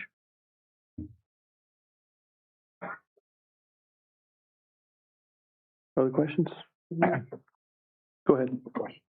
Question back to the schedule, and I'll just preface this with, I'm not against an 18-month schedule. I mean, a good plan that takes a little while is what we're after, what I'm after, and I think the community deserves that. That said, I think you had put 4 major engagements with the public. Is there a thought about maybe 2 up front and 2 towards the end? Fill in some of those bullets on those big contact points with county folks, if you could. So certainly the thought behind our planning for community events and engagement is that the engagement takes place in phases throughout. And so we do engagement early in the process, and this is fact-finding, hearing what people's, what issues people are seeing in their community. It's establishing that long-range vision. Where do we want the county to be in 20 years? In the mid part of the process, the sort of meetings 2 and 3, we're collecting more specific information.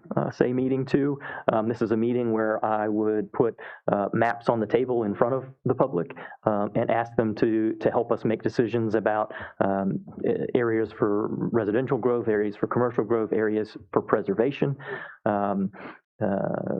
transportation needs, and so on. A little later in that process, we're in a phase where we've created goals for the future and are creating the actions. That is, what are the specific steps that this county needs to take in order to achieve our vision for the future?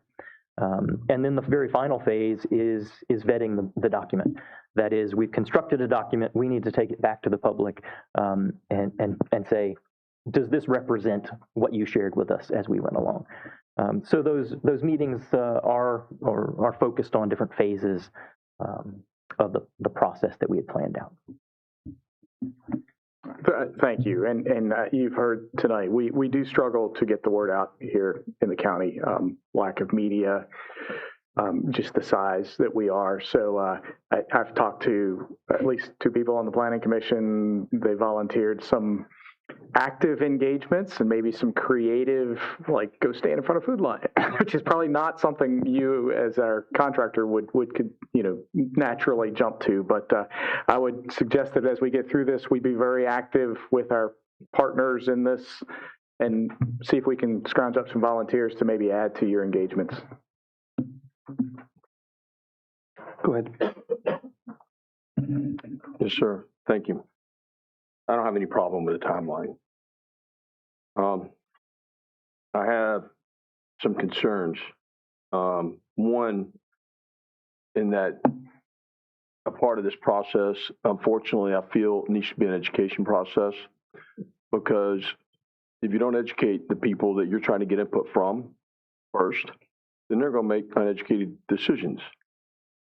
And if they are not familiar with where data centers are going, if they're not familiar with the current plans that are in place, because amazingly, we find out that people are just unaware, and for various reasons. But as Ms. Morgan talked about tonight, there is a problem. That we have gotten so much better. I applaud the county staff and Ms. Southall and what they're doing on the website. It's light years better, and there's a lot of information out there. But people don't go there, and they don't educate themselves. They're busy running kids around and doing stuff and living life, and they're just not paying attention to what's going on unless it directly affects them, if it doesn't show up to their door. So whenever you have an engagement, and if you can generate the engagement, if those people, if you don't ask them, I don't know if you ever watch news like Jesse Waters' World, and he used to go around and walk around on the corners and ask people questions and stuff, and they had no clue about things that you seem pretty common knowledge. And I feel like that may be the case without some form of education. Transportation. I know you guys are considerate, but a lot of people, that's an afterthought. But here in the county, it needs to be a forethought. It needs to be, we've got to think about how we're going to move people around the county, because if you start designating these areas without that, some people don't think about it until afterwards, and you got a big problem. Also, I didn't hear any mention in your brief about what the other counties in the northern neck are doing. Okay, so here, because everybody that lives east of here, they either cross a bridge and go across the river so that they're south, or they come right through King George. And everybody, because 301 being an alternate 95 into Maryland, it's like a highway, okay? I mean, you could add 3 more lanes to it, and I don't think it'd slow people down. So those are some major considerations that need to be taken in, but definitely the counties west here. What is their long-range plan so we don't have fratricide and stuff with that. I think I can hold the rest until another time. Thank you. Okay. Did you have any? You have any questions or anything you want to bring up? All right. Thank you, gentlemen. Appreciate it. Looking forward to working with you. All right. We'll move on to action items. That was just a presentation. There was no decision or anything like that for tonight. So just getting the ball rolling. Action items up next is item 0804 Dahlgren Railroad Heritage Trail. So I know y'all had asked to take this off, but we can't because you asked to put it on 2 meetings ago to do the letter of affirmation that we still support it. That passed. No action was taken. It was brought back before the board for reconsideration last time. The way the bylaws in the board read, if any voting member on the winning side of any issue, the next meeting only, so there's a statute of limitations, can bring it back up for reconsideration. Mr. Stroud brought it back up. We discussed it. We decided not to vote on it last week, but to push it. Well, actually, we couldn't. With the new ordinance that the state has passed, we can't vote on something the same night. We have to stew over it and vote on it at the next meeting. Anyway, long story short, there is something that was passed. No action was taken. We have to address it. So we can keep kicking it down the road, but at some point we're going to have to deal with it. So that's why it didn't come off the agenda for tonight. So are there thoughts on the proclamation for the trail?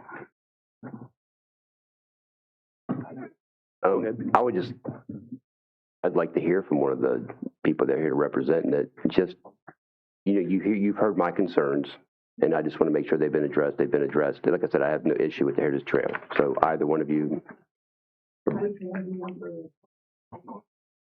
One or the other.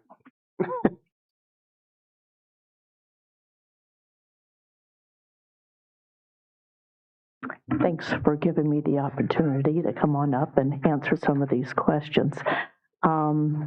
Mr. Williams, the one question you had, that if the trail could just be closed, there is no money. The Friends of Caledon basically keep Caledon State Park alive. I was the president of the Friends group for 13 years. When they went ahead to choose to add Lake Caledon to the property, there is no plan as such. Their comprehensive plan, they are going to start the end of this year. They knew that the railroad is going to be part of Caledon State Park. They can't start anything until there is a comprehensive plan. So yes, it'll be delayed, and I saved Lake Caledon from 97 homes being built, which would have been a transportation nightmare, and I much rather have a park, and the park does nothing, than to have had 97 homes on that land. So going back to the trail, because I cannot really speak for DCR, I'm not a representative, but I am a representative of the trail. The owner of the trail is selling the trail. This is the whole purpose of why pushing for the state park to take it over. And as you know, there is a utility easement on that property. What would you rather have on that 240 acres that goes 16 miles through our county? I'd rather have nothing done to it than to sell it and put it in the wrong hands. So to keep it in perpetuity is to have our state park take it over. And if they don't have the money, but the Friends of the Dirt plan on continuing on to support and maintain that trail. And this is the best opportunity and decision for this trail. May I answer any other questions? Yes, ma'am. Thank you. So the reason that Caledon Lake area isn't opened they have the money to It is open for walking. It is not open for you to drive your car onto. Any state park is owned by it is public land. So if you want to go and walk on that property, I've asked Nina, the manager of Caledon, I cannot stop anybody from walking on Lake Caledon because it is a state park. If you want to drive and park your car on it, just like when you go to Caledon, you pay a fee to park your car. But right now, you can walk on Lake Caledon. So if somebody wants to fish on there, they can? They can. People have been fishing on it. Okay. So you mentioned that if this isn't sold to the state and there's a utility easement, and you're saying that I didn't hear the option for the original property owners to have the opportunity to buy their land back. I didn't hear that.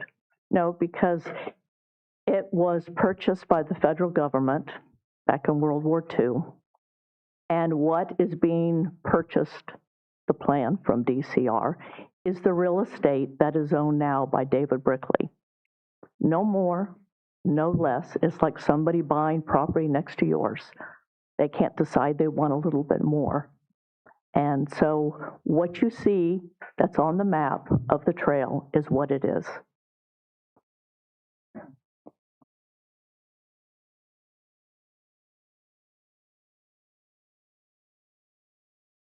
So if tell us about this, this other option with this utility easement.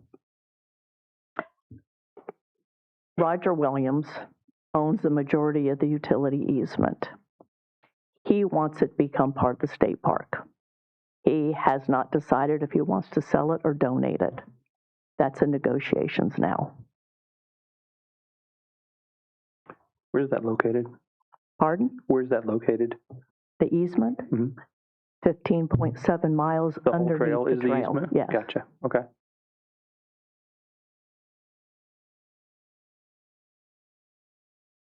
.7 miles underneath the trail. Mm-hmm. Yeah. So if a fiber optic wanted to go, if you sold it to Dominion or whatever, it'd be a horrible thing. Also high transmission power lines for that too. Projects. To go to data centers.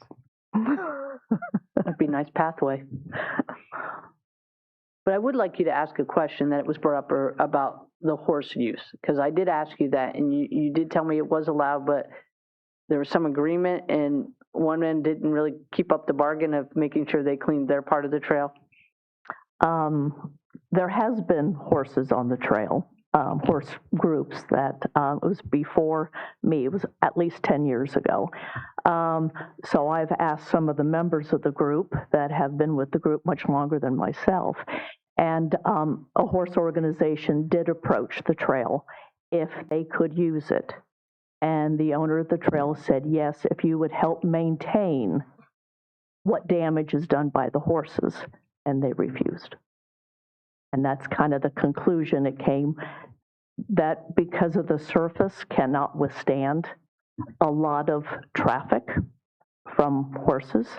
My background is horses, I know.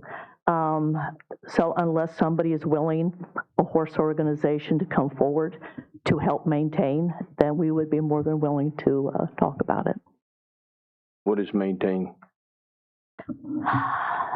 Well, I talked to hikers on it today, and I always stop to ask how they like the trail, have they been on it before, what do you think about having horses on it? And the woman did a really funny face. And I said, well, explain to me. And she said, we hike a lot all over. We've been to Lake Anna, and there are horses on the trail. And there's a mud puddle. The horse goes around the mud puddle. The people then go around the mud puddle. The mud puddle gets bigger. And also, of course, horses leave manure behind. I know horses, when they go to defecate, You know when they're going to. You step off the side, continue walking. So there's little plops in the grass instead of, I've seen them stop my horse and there's this gigantic pile in the center of the trail. There are more hikers and bikers on the trail than there are people who are interested in equestrian, but we would open the idea as long as we have help. The state park, I did ask if it became a state park on a rails to trails, would horses be allowed? And they said once we do the surface, so it doesn't really mess up the surface for the bikers and the hikers, then yes, horses would be allowed.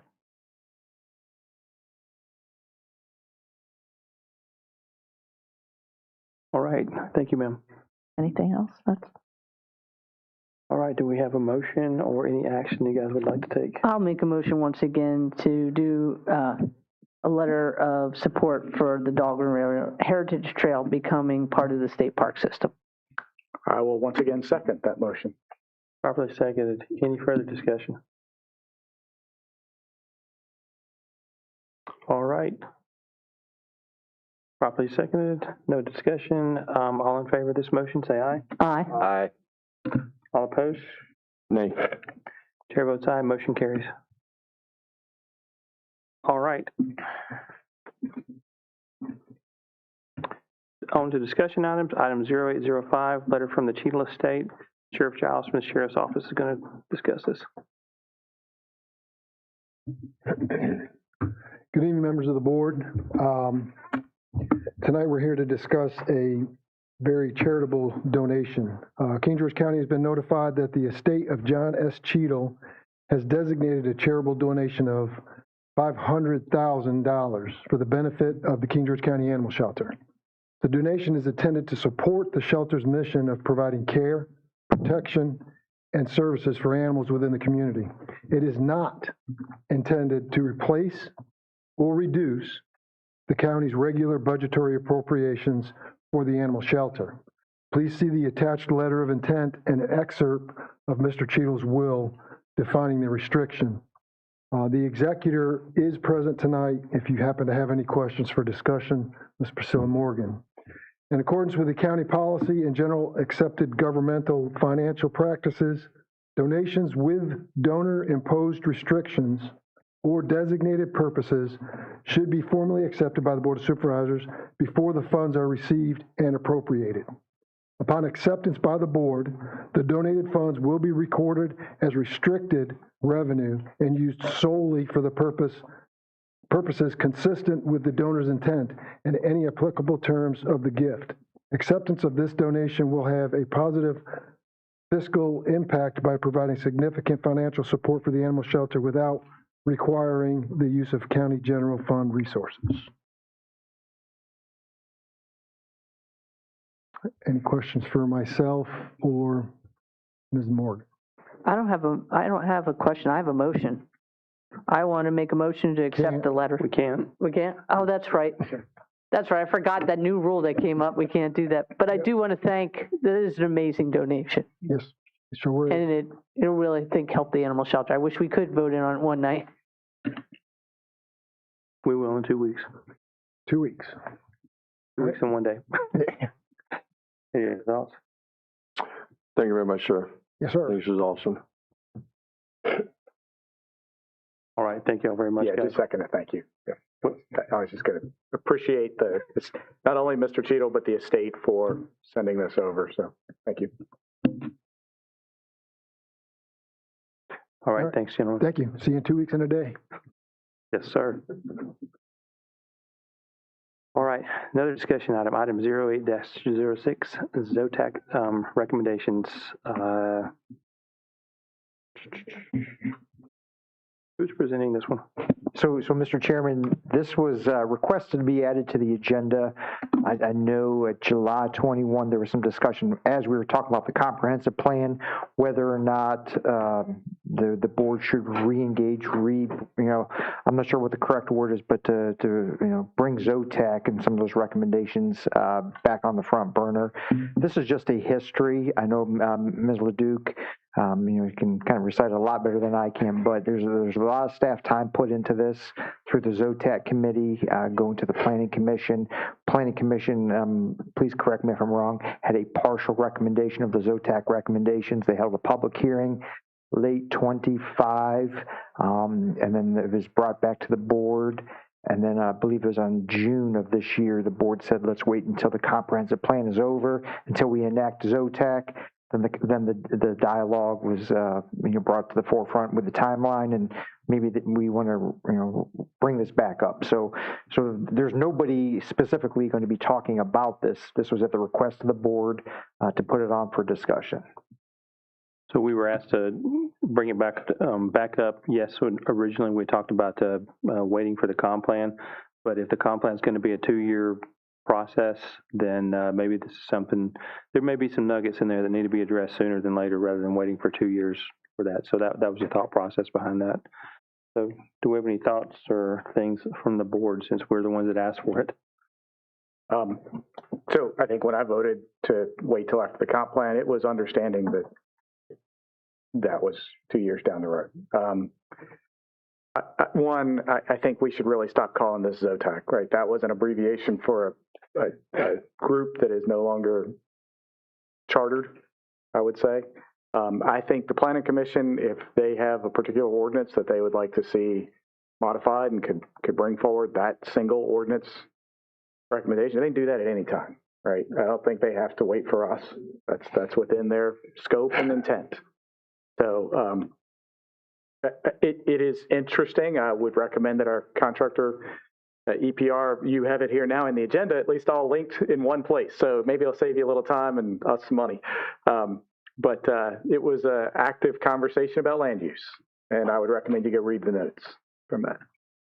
I hear what you're saying, but the ZOTAC committee, remember, was a hybrid committee made up of not just members of the Planning Commission, but citizens at large as well. So to just say it was a Planning Commission, I think would be a misrepresentation.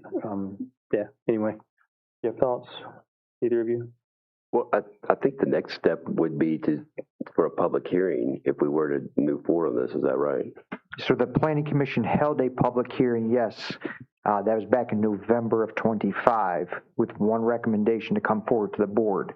Now it's in your seats whether or not you want to take action and hold a public hearing on what the Planning Commission recommended.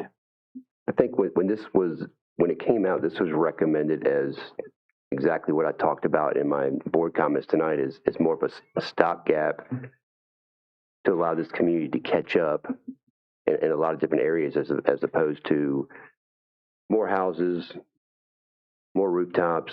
As we know, that those things, drive up taxes more than anything else.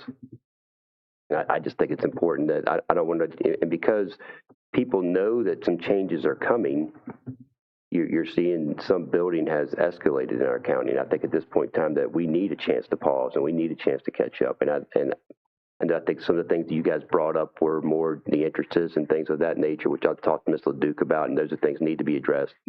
And I think the downzoning of it needs to be, and that they didn't want to do it, but in light of things, in light of water issues and things of that nature, I think it's something that has to be addressed. And I would take it that far. Go ahead. I would add a little bit to it because I know there was a list when Ms. Ledoux came on. There was a list of the original ordinances that were kind of rushed at the end of things she wanted to address, and the Planning Commission wanted to address. One of them, the major subdivision that was up there in a second on the board. And so I would like all of those kind of be addressed at the same time and have a public hearing or more than one so that we could address all those tweaks that they felt were important. But with the downzoning, the one thing I would still like to have the discussion too about the groundwater effects now that we have this new report that might give us a little extra insight that also needs to be considered.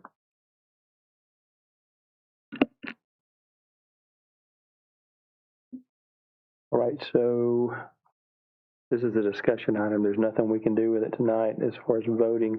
Is there anything at the next meeting you would like to see on the agenda? I would like to see the list from community development of other ordinances that they had a suggestion that needed to be fixed right away as opposed to waiting. Y'all good with that? To adopt it right away? No, to have a list from To community development. To look at it for consideration. Oh. We would have to, anything we do, still gonna have to have a public hearing. There's a process, but this is just getting the ball rolling and addressing whether we want to adopt any of these things. Because I thought we could do it all at the same time, is where I'm coming from. And I want to look at it more beyond just the scope of what the planning commission decided, but at what the ZOTEC board itself decided that we put together. I'm not just, that part needs to, but we need to look at the reason why it began in the beginning and look at the whole picture. So I believe all the ZOTAC recommendations are attached to your current agenda. Yeah, what I'm saying is I want to look beyond just what the planning commission, they didn't like some of those things. The only thing that I think they really wanted was access. Yeah, that was it. So looking beyond just that scope, and that's what I'm trying to say. I don't want this to go out public hearing and all we're looking at is access points. I want to look at it from its origination and where it was started. So to help the board, we can have community development staff pull together the topics of what was in the ZOTAC committee, and then additional instances where Ms. LeDuc and her staff have identified this is glaring, we need to fix this right now. We can bring that back to the next, I think we can get that to the next board meeting. I'm looking to, next board meeting or the one thereafter. I'll get with Ms. LeDuc tomorrow. We've got our weekly meeting. Yeah, I said next board meeting, but we can push that if need be. I don't want this to become your job for the next 2 weeks, your full-time job. So if you need more time, that's fine. Just let us know. But I would like to look at these things. As I recall, there were a couple things in there that, for lack of a more graceful way of putting it, just weren't legal. We couldn't get away with it. So I would like to make sure that those are identified as well, so that we can bring that out publicly and let folks know, hey, this was considered, but we can't do it, and here's why. And on top of this, I've had our attorneys do an analysis of recent General Assembly changes where our code is not legal, and those are going to also need to be changes. And I will get with Mr. Pelletier, who's been kind of heading this up, to see where that list stands, so we can do it all at one time. But the thought process would be an initiating resolution from the board. Once you guys are set on what you would like to have, then this would have to have public hearings at the Planning Commission and Board of Supervisors. Okay. How much time do you think you need?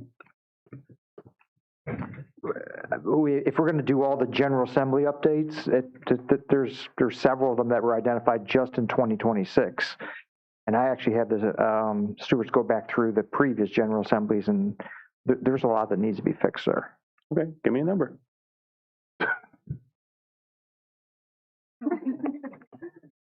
I'm sure Lucy can handle it. Yeah, we got Lucy on it.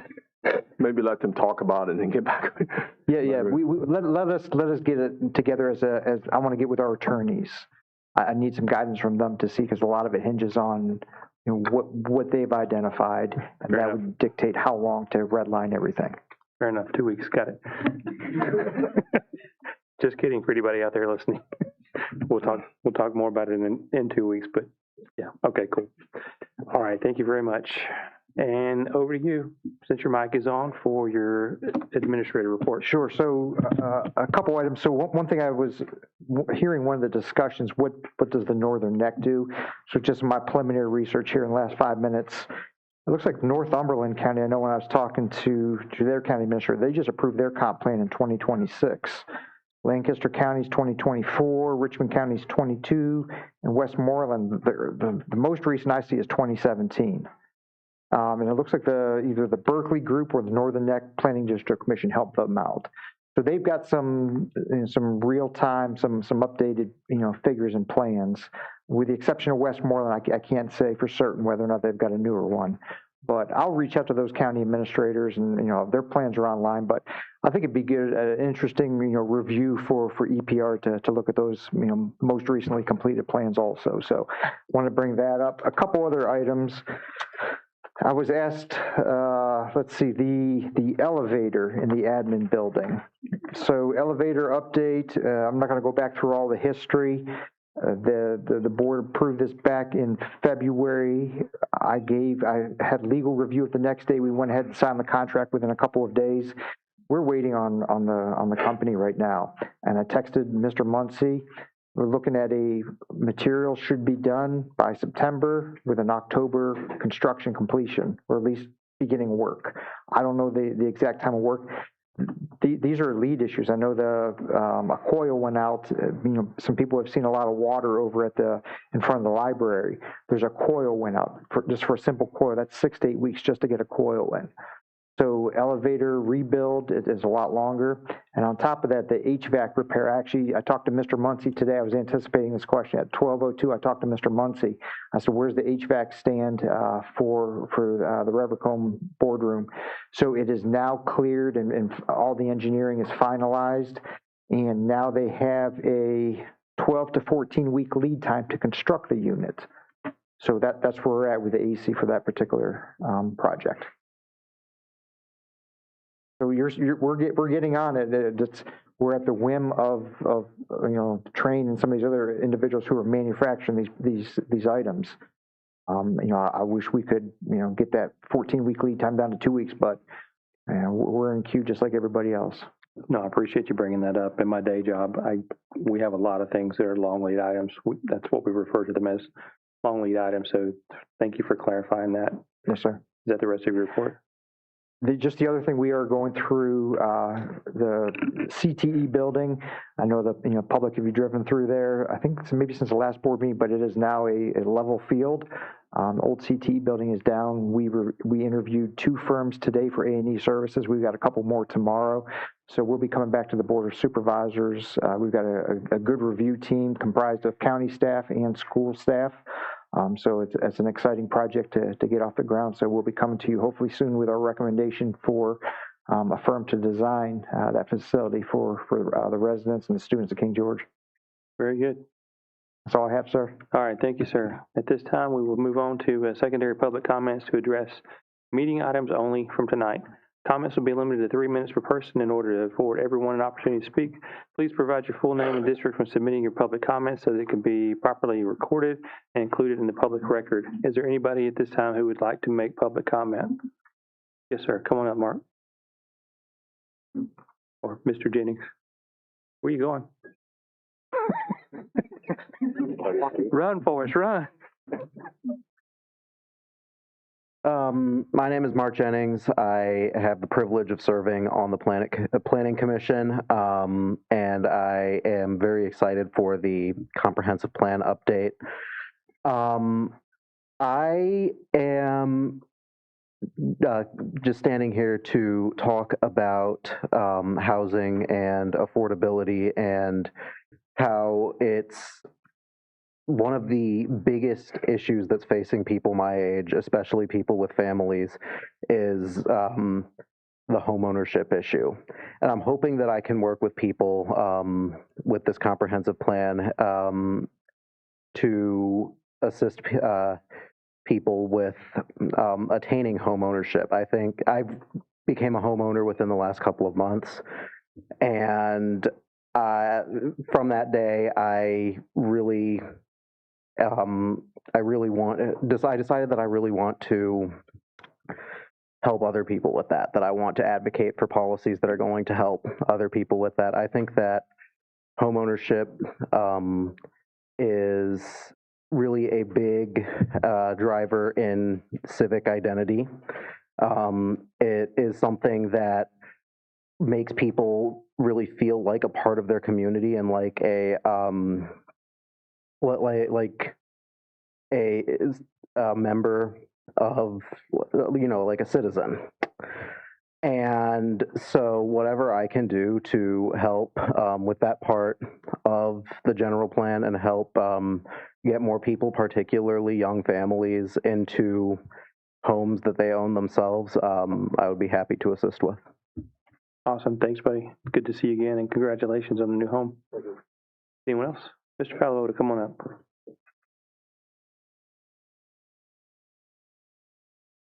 Sean Palavota, 5505 Chatterton Lane. I just wanted to comment on Mr. Cheadle's gift I knew him well. I think he donated to a lot of the supervisors up there, including you, Billy, I think. He rented out a lot of houses, and he would mention to me every now and then he didn't rent to the tenant, he rented to the animals that they had. And he just loved dogs in general. And if you guys are considering naming anything after him, I think that would be appropriate. My second point was if you look at the code of Virginia, 15.2-2223, the very first line is the local planning commission shall prepare the comprehensive plan. So it's not should or may or contract out, it's shall. So just like Mr. Stewart assists you guys in making your decisions, he doesn't do your decisions for you. I think the contractor, who I'm actually taking their class right now to be a better planning commission, they should report to the planning commission. And to address your concern, I think their advisory, the steering commission was only going to meet every other month. The planning commission currently meets once a month, and then I'm going to propose at our meeting during the comprehensive plan review that we meet more often than that, just to get the planning commission, just to get the comprehensive plan done in a reasonable amount of time. And, it's supposed to be done every 5 years. So if you waste 2 years doing your plan, you're already at the next plan. So it's not something permanent. It's dynamic and needs to be updated. And the quicker we can do the plan, the better for our community. Thank you. Yes, sir.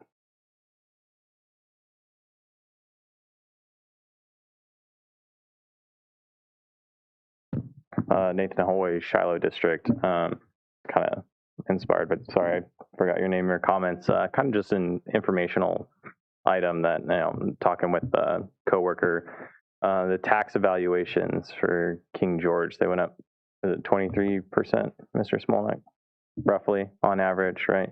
So for new homeowners, if you take that assessment and you go to your mortgage company and you're still paying PMI, you can essentially use that to say, hey, look, I've paid off 20% essentially already because my house is worth this much. So in the effort to save everybody as much money as possible, it's been my public comment. Thank you. Cool. I like that one. Anybody else? Yes, sir. Mr. Bowen, come on up.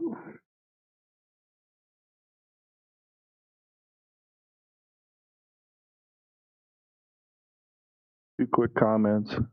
Perry Bowen, King George, Van Zydeco Lane, King George. You all know who I am. John Cheadle was an amazing citizen of King George County and a wonderful human being. I loved him dearly, and I miss him dearly. And anything you can do to support what Sean was talking about, I agree with.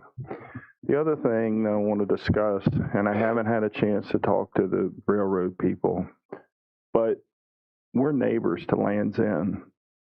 Land's End was given to the state. They didn't have to buy it, and they're letting it grow. The state's broke, and they're letting it grow up. So all I'm suggesting is that, I don't know any active part you have in it, but the county could lend resources to the people who are trying to sell it, reassign it, or whatever, and help create a system that addresses Supervisor Davis's concerns, because they are very, very, very real. I am a neighbor to Land's End, and I was told to never go on it again. We would go over there and mow. We would mow around the house. We'd weed eat around the house. We'd try to maintain the sides of the roads free of charge, okay, for 20 years with permission, okay? And when the state got broke and they put gates up across it, the only thing they keep mowed is a path to get the game wardens' vehicles in and out.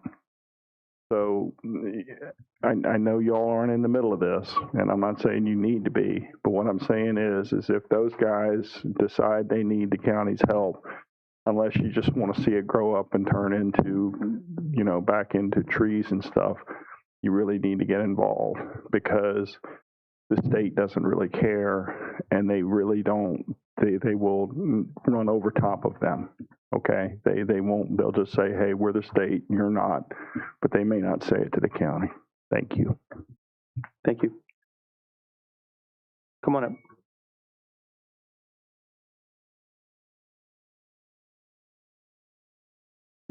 Hi, my name is Ana Maria Lobo. I live in Presidential Lakes. I want to thank you, Mr. Esmolek, for trying to fix the elevator and the air conditioner. Please, thank you. Thank you. Thank you. Come on up, Mr. Butler.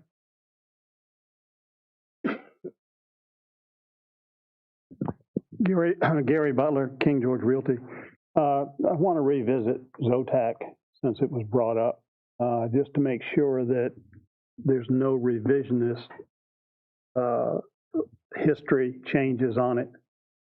That committee studied the downzoning proposals, and the vote was 6-1 against it.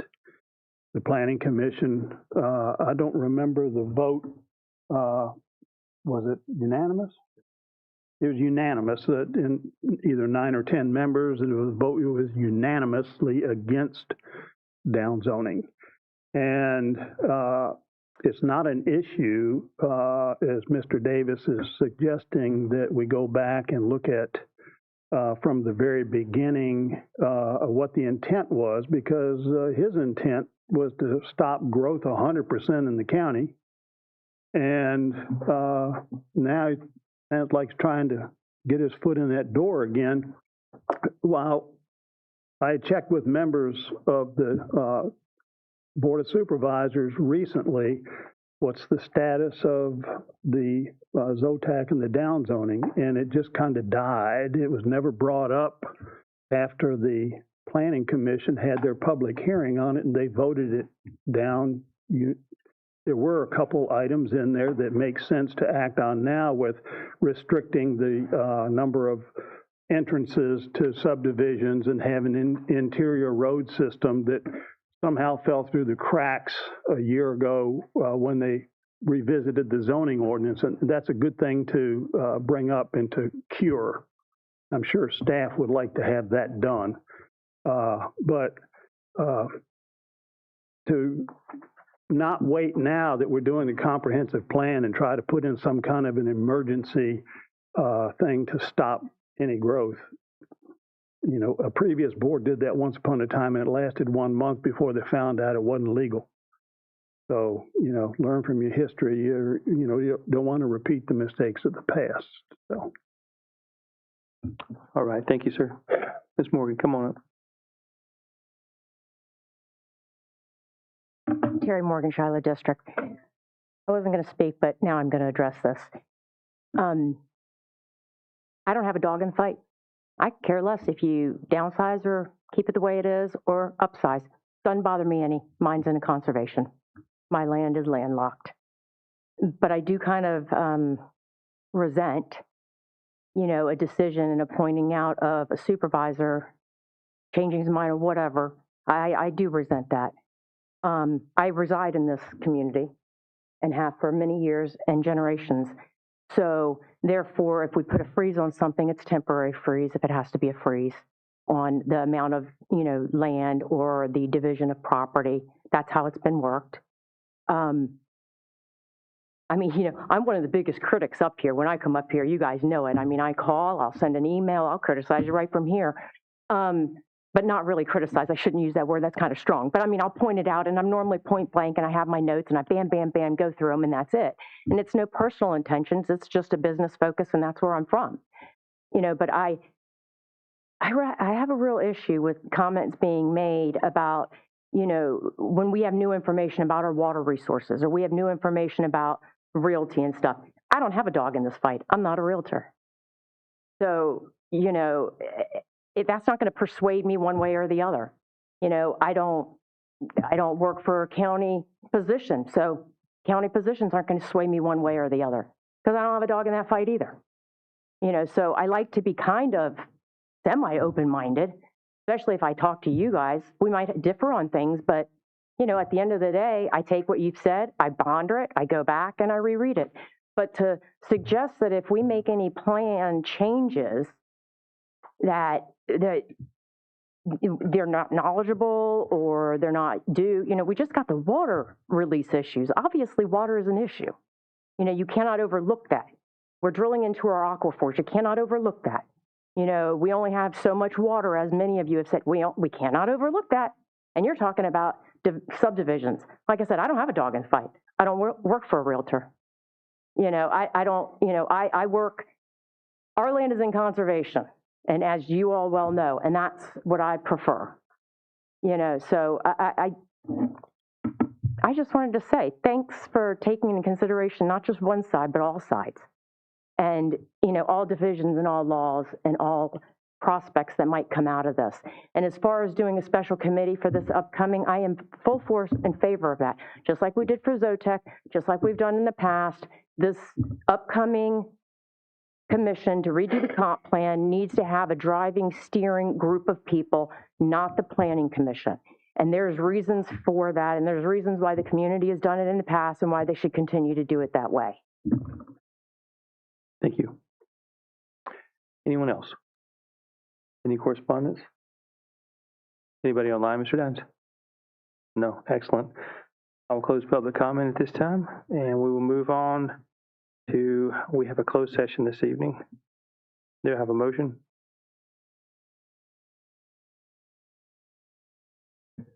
I move that the King George County Board of Supervisors convene in closed session pursuant to Virginia Code 2.2-3711.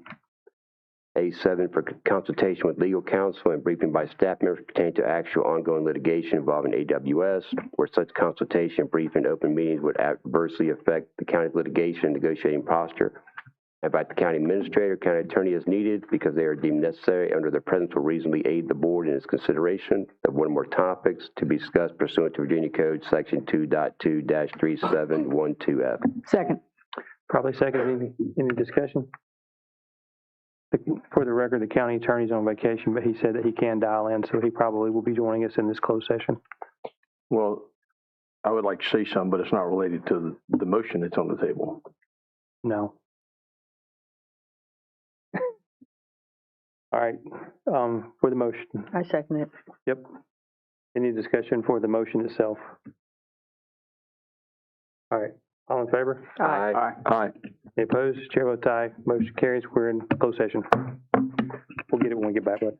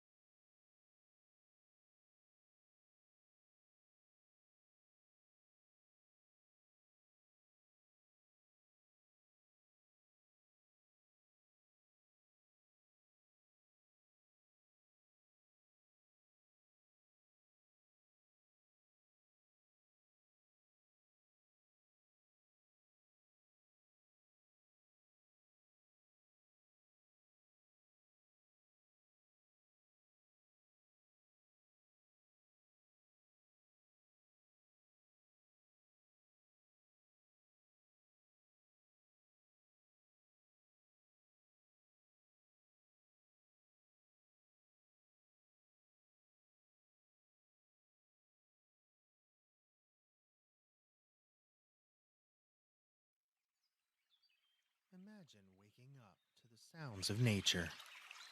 Then, your adventure begins. Explore the banks of the Potomac. Experience the bounties of the Rappahannock.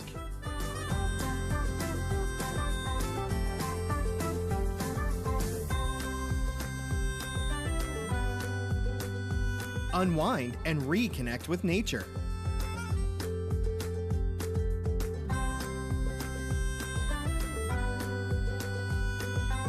Uncover stories of innovation and transformation.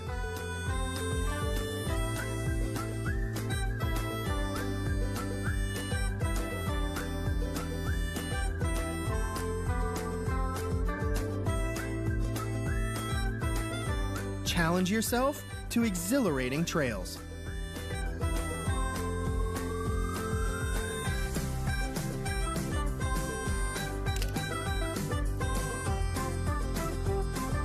Plan for unexpected memories in King George County.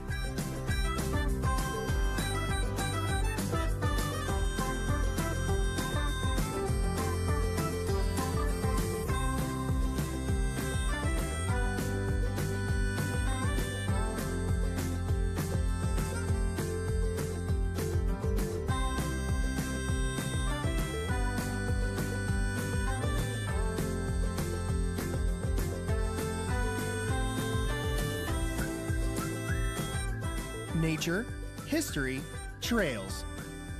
Find it all between the rivers.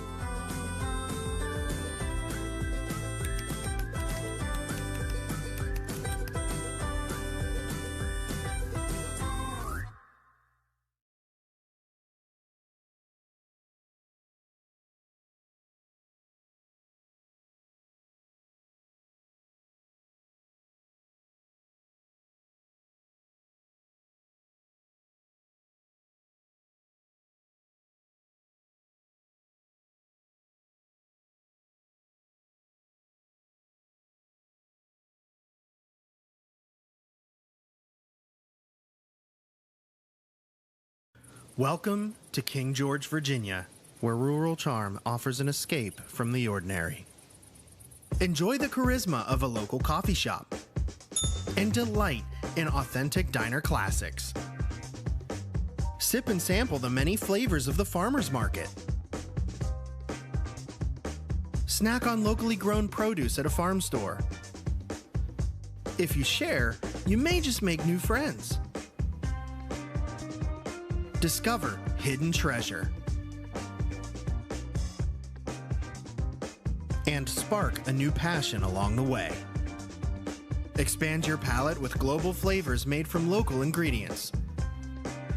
Gear up to reel in your own big catch. Or indulge in fresh river bounties without the wait. Kick back and relax with a crisp cider or a refreshing Riesling. Enjoy great company over a superb glass of wine. And refresh yourself with a chilling slushie. Recharge with the perfect slice. Experience new events and meet new people. Unwind with the coldest draft on tap. Breathe in the country air and raise a glass to unforgettable moments in King George County. Eat, drink, shop. Enjoy it all between the rivers.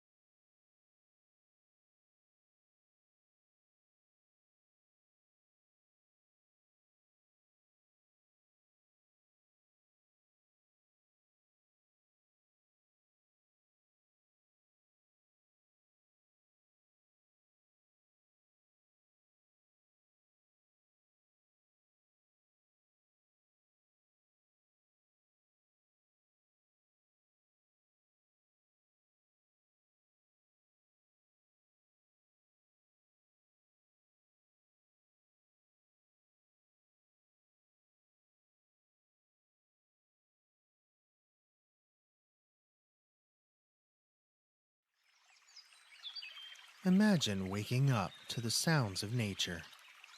Then, your adventure begins. Explore the banks of the Potomac. Experience the bounties of the Rappahannock.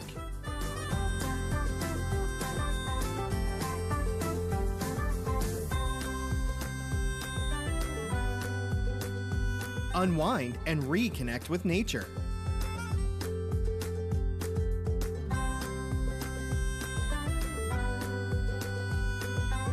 Uncover stories of innovation and transformation.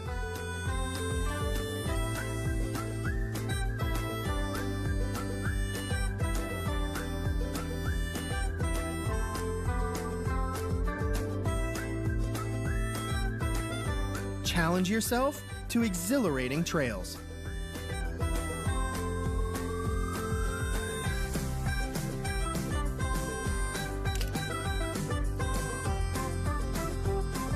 Plan for unexpected memories in King George County.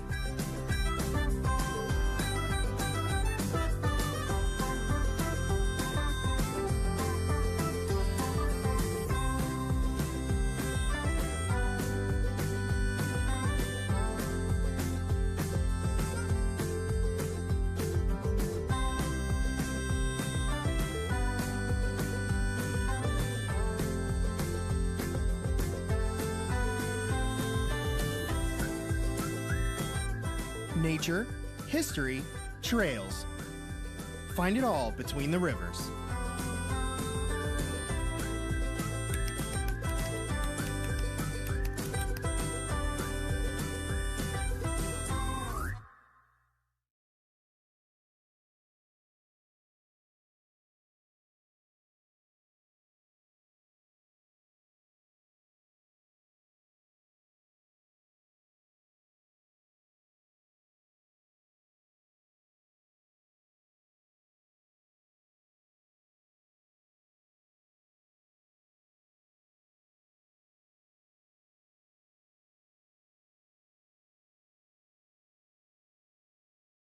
Welcome to King George, Virginia, where rural charm offers an escape from the ordinary.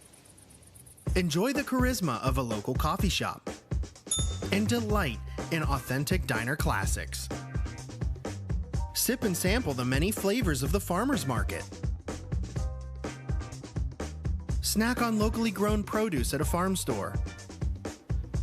If you share, you may just make new friends.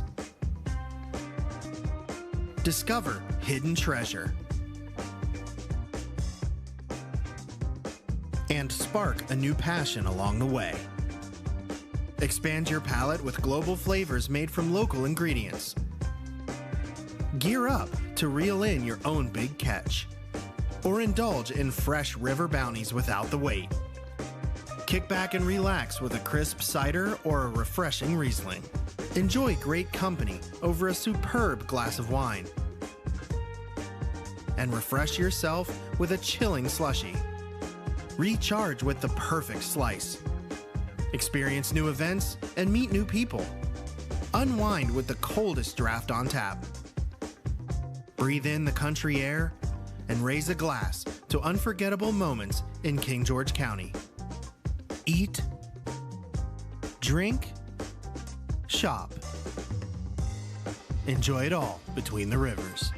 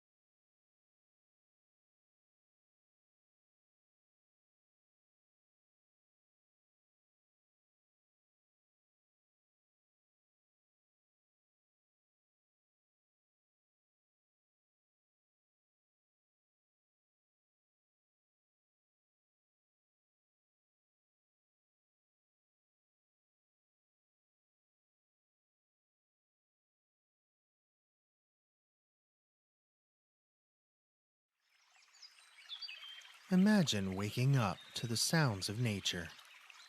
Then, your adventure begins.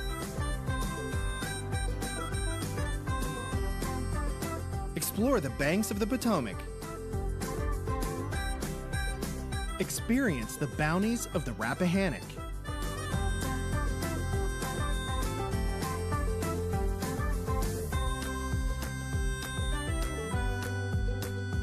Unwind and reconnect with nature.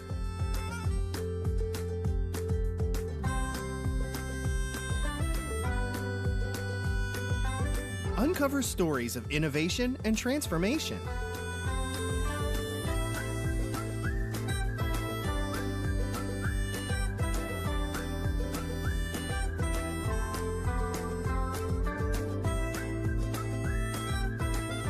Challenge yourself to exhilarating trails.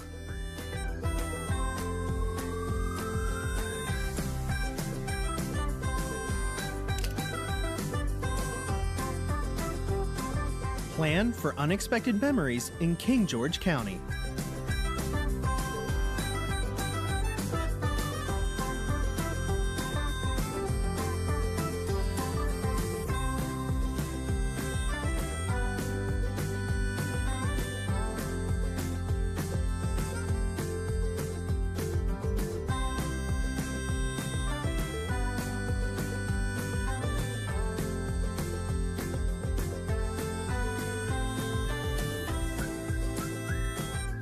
Nature, history, trails.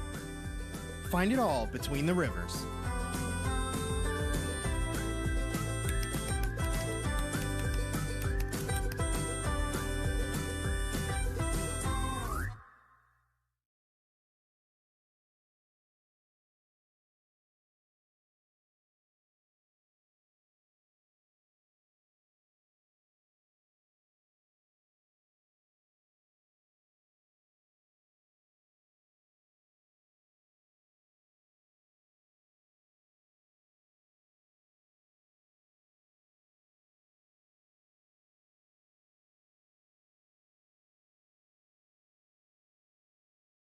Welcome to King George, Virginia, where rural charm offers an escape from the ordinary.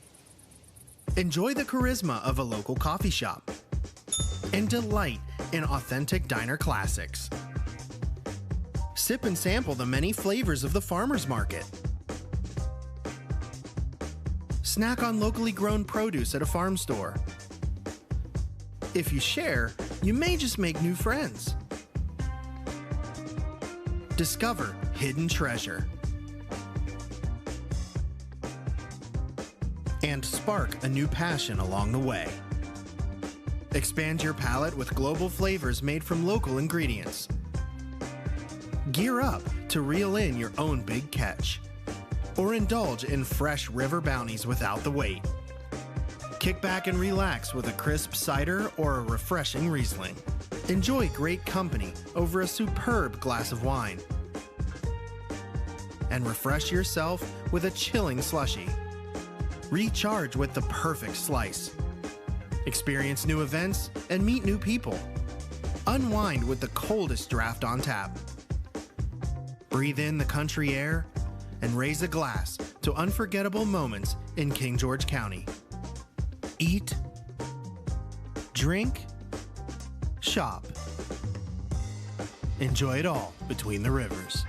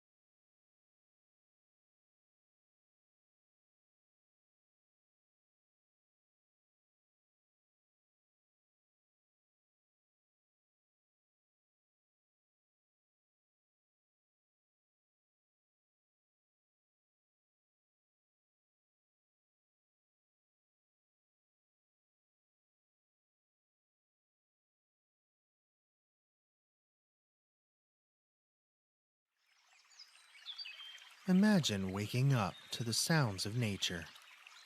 Then, your adventure begins.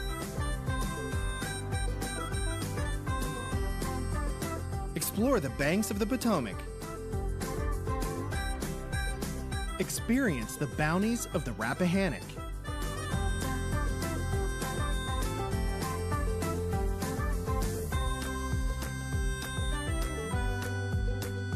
Unwind and reconnect with nature.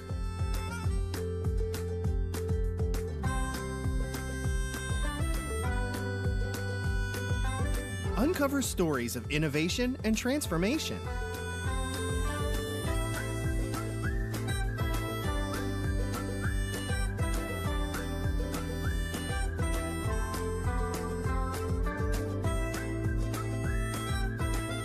Challenge yourself to exhilarating trails.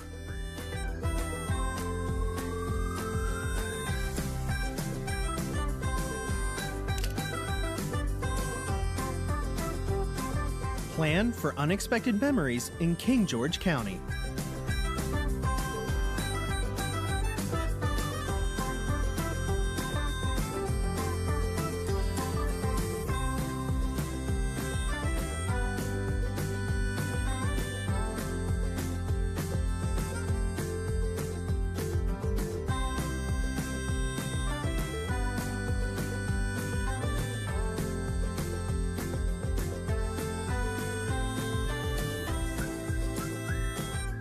Nature, history, trails.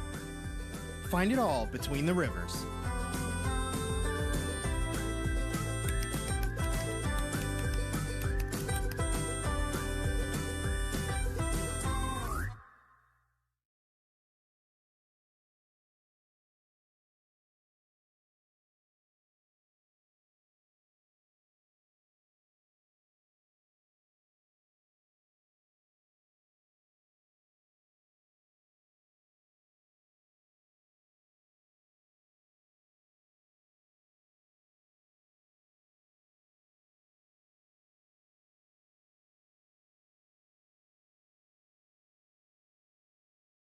Welcome to King George, Virginia, where rural charm offers an escape from the ordinary.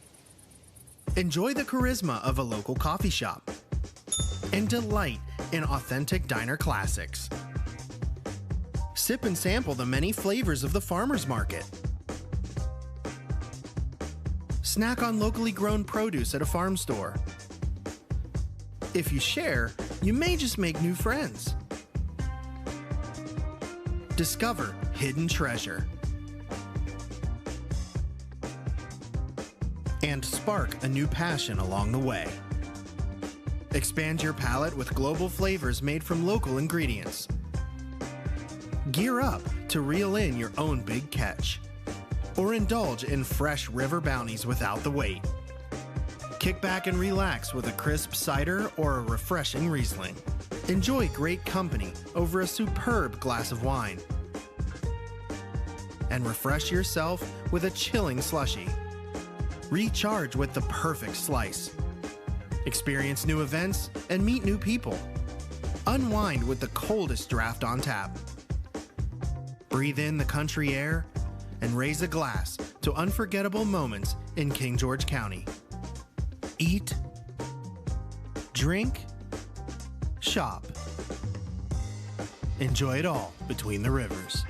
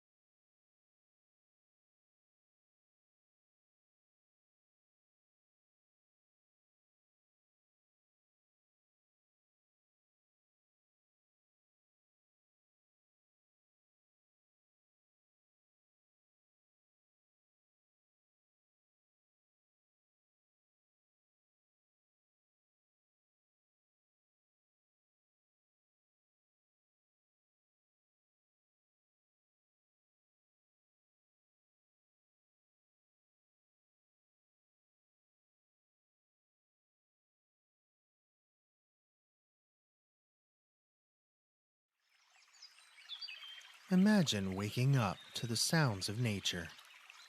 Then, your adventure begins. Explore the banks of the Potomac. Experience the bounties of the Rappahannock.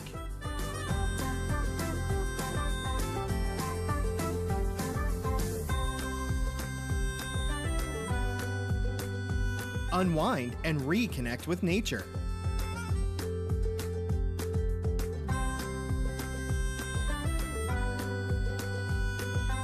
Uncover stories of innovation and transformation.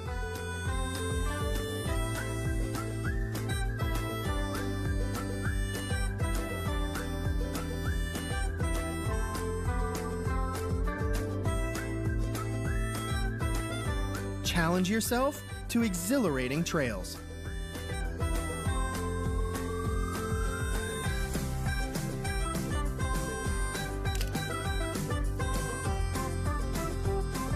Plan for unexpected memories in King George County.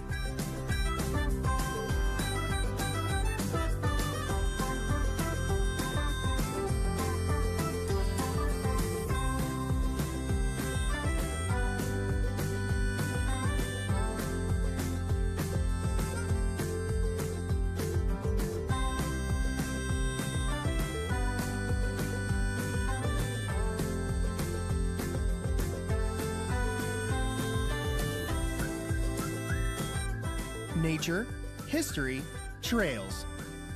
Find it all between the rivers.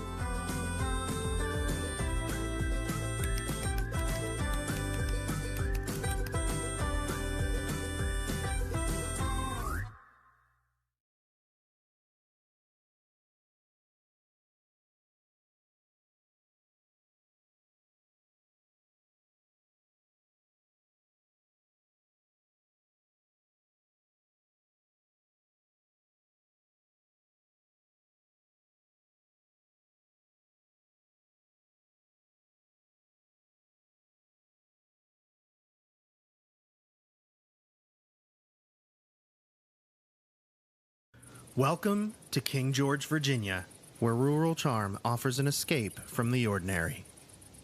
Enjoy the charisma of a local coffee shop and delight in authentic diner classics. Sip and sample the many flavors of the farmer's market. Snack on locally grown produce at a farm store. If you share, you may just make new friends. Discover hidden treasure. And spark a new passion along the way. Expand your palate with global flavors made from local ingredients. Gear up to reel in your own big catch. Or indulge in fresh river bounties without the wait. Kick back and relax with a crisp cider or a refreshing Riesling. Enjoy great company over a superb glass of wine. And refresh yourself with a chilling slushie. Recharge with the perfect slice. Experience new events and meet new people. Unwind with the coldest draft on tap. Breathe in the country air and raise a glass to unforgettable moments in King George County. Eat, drink, shop. Enjoy it all between the rivers.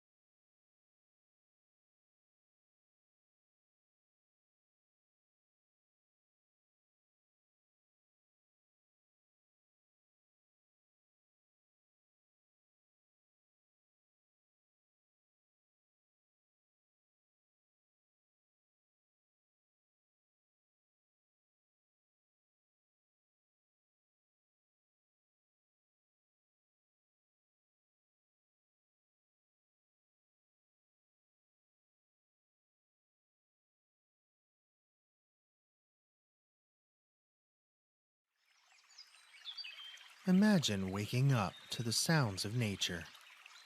Then, your adventure begins.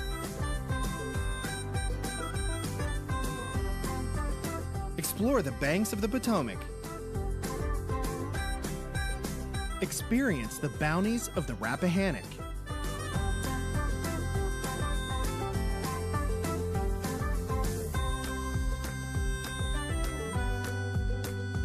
Unwind and reconnect with nature.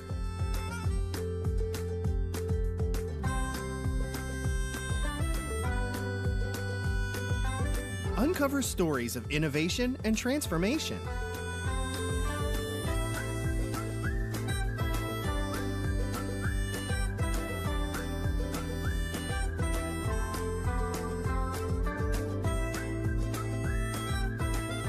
Challenge yourself to exhilarating trails.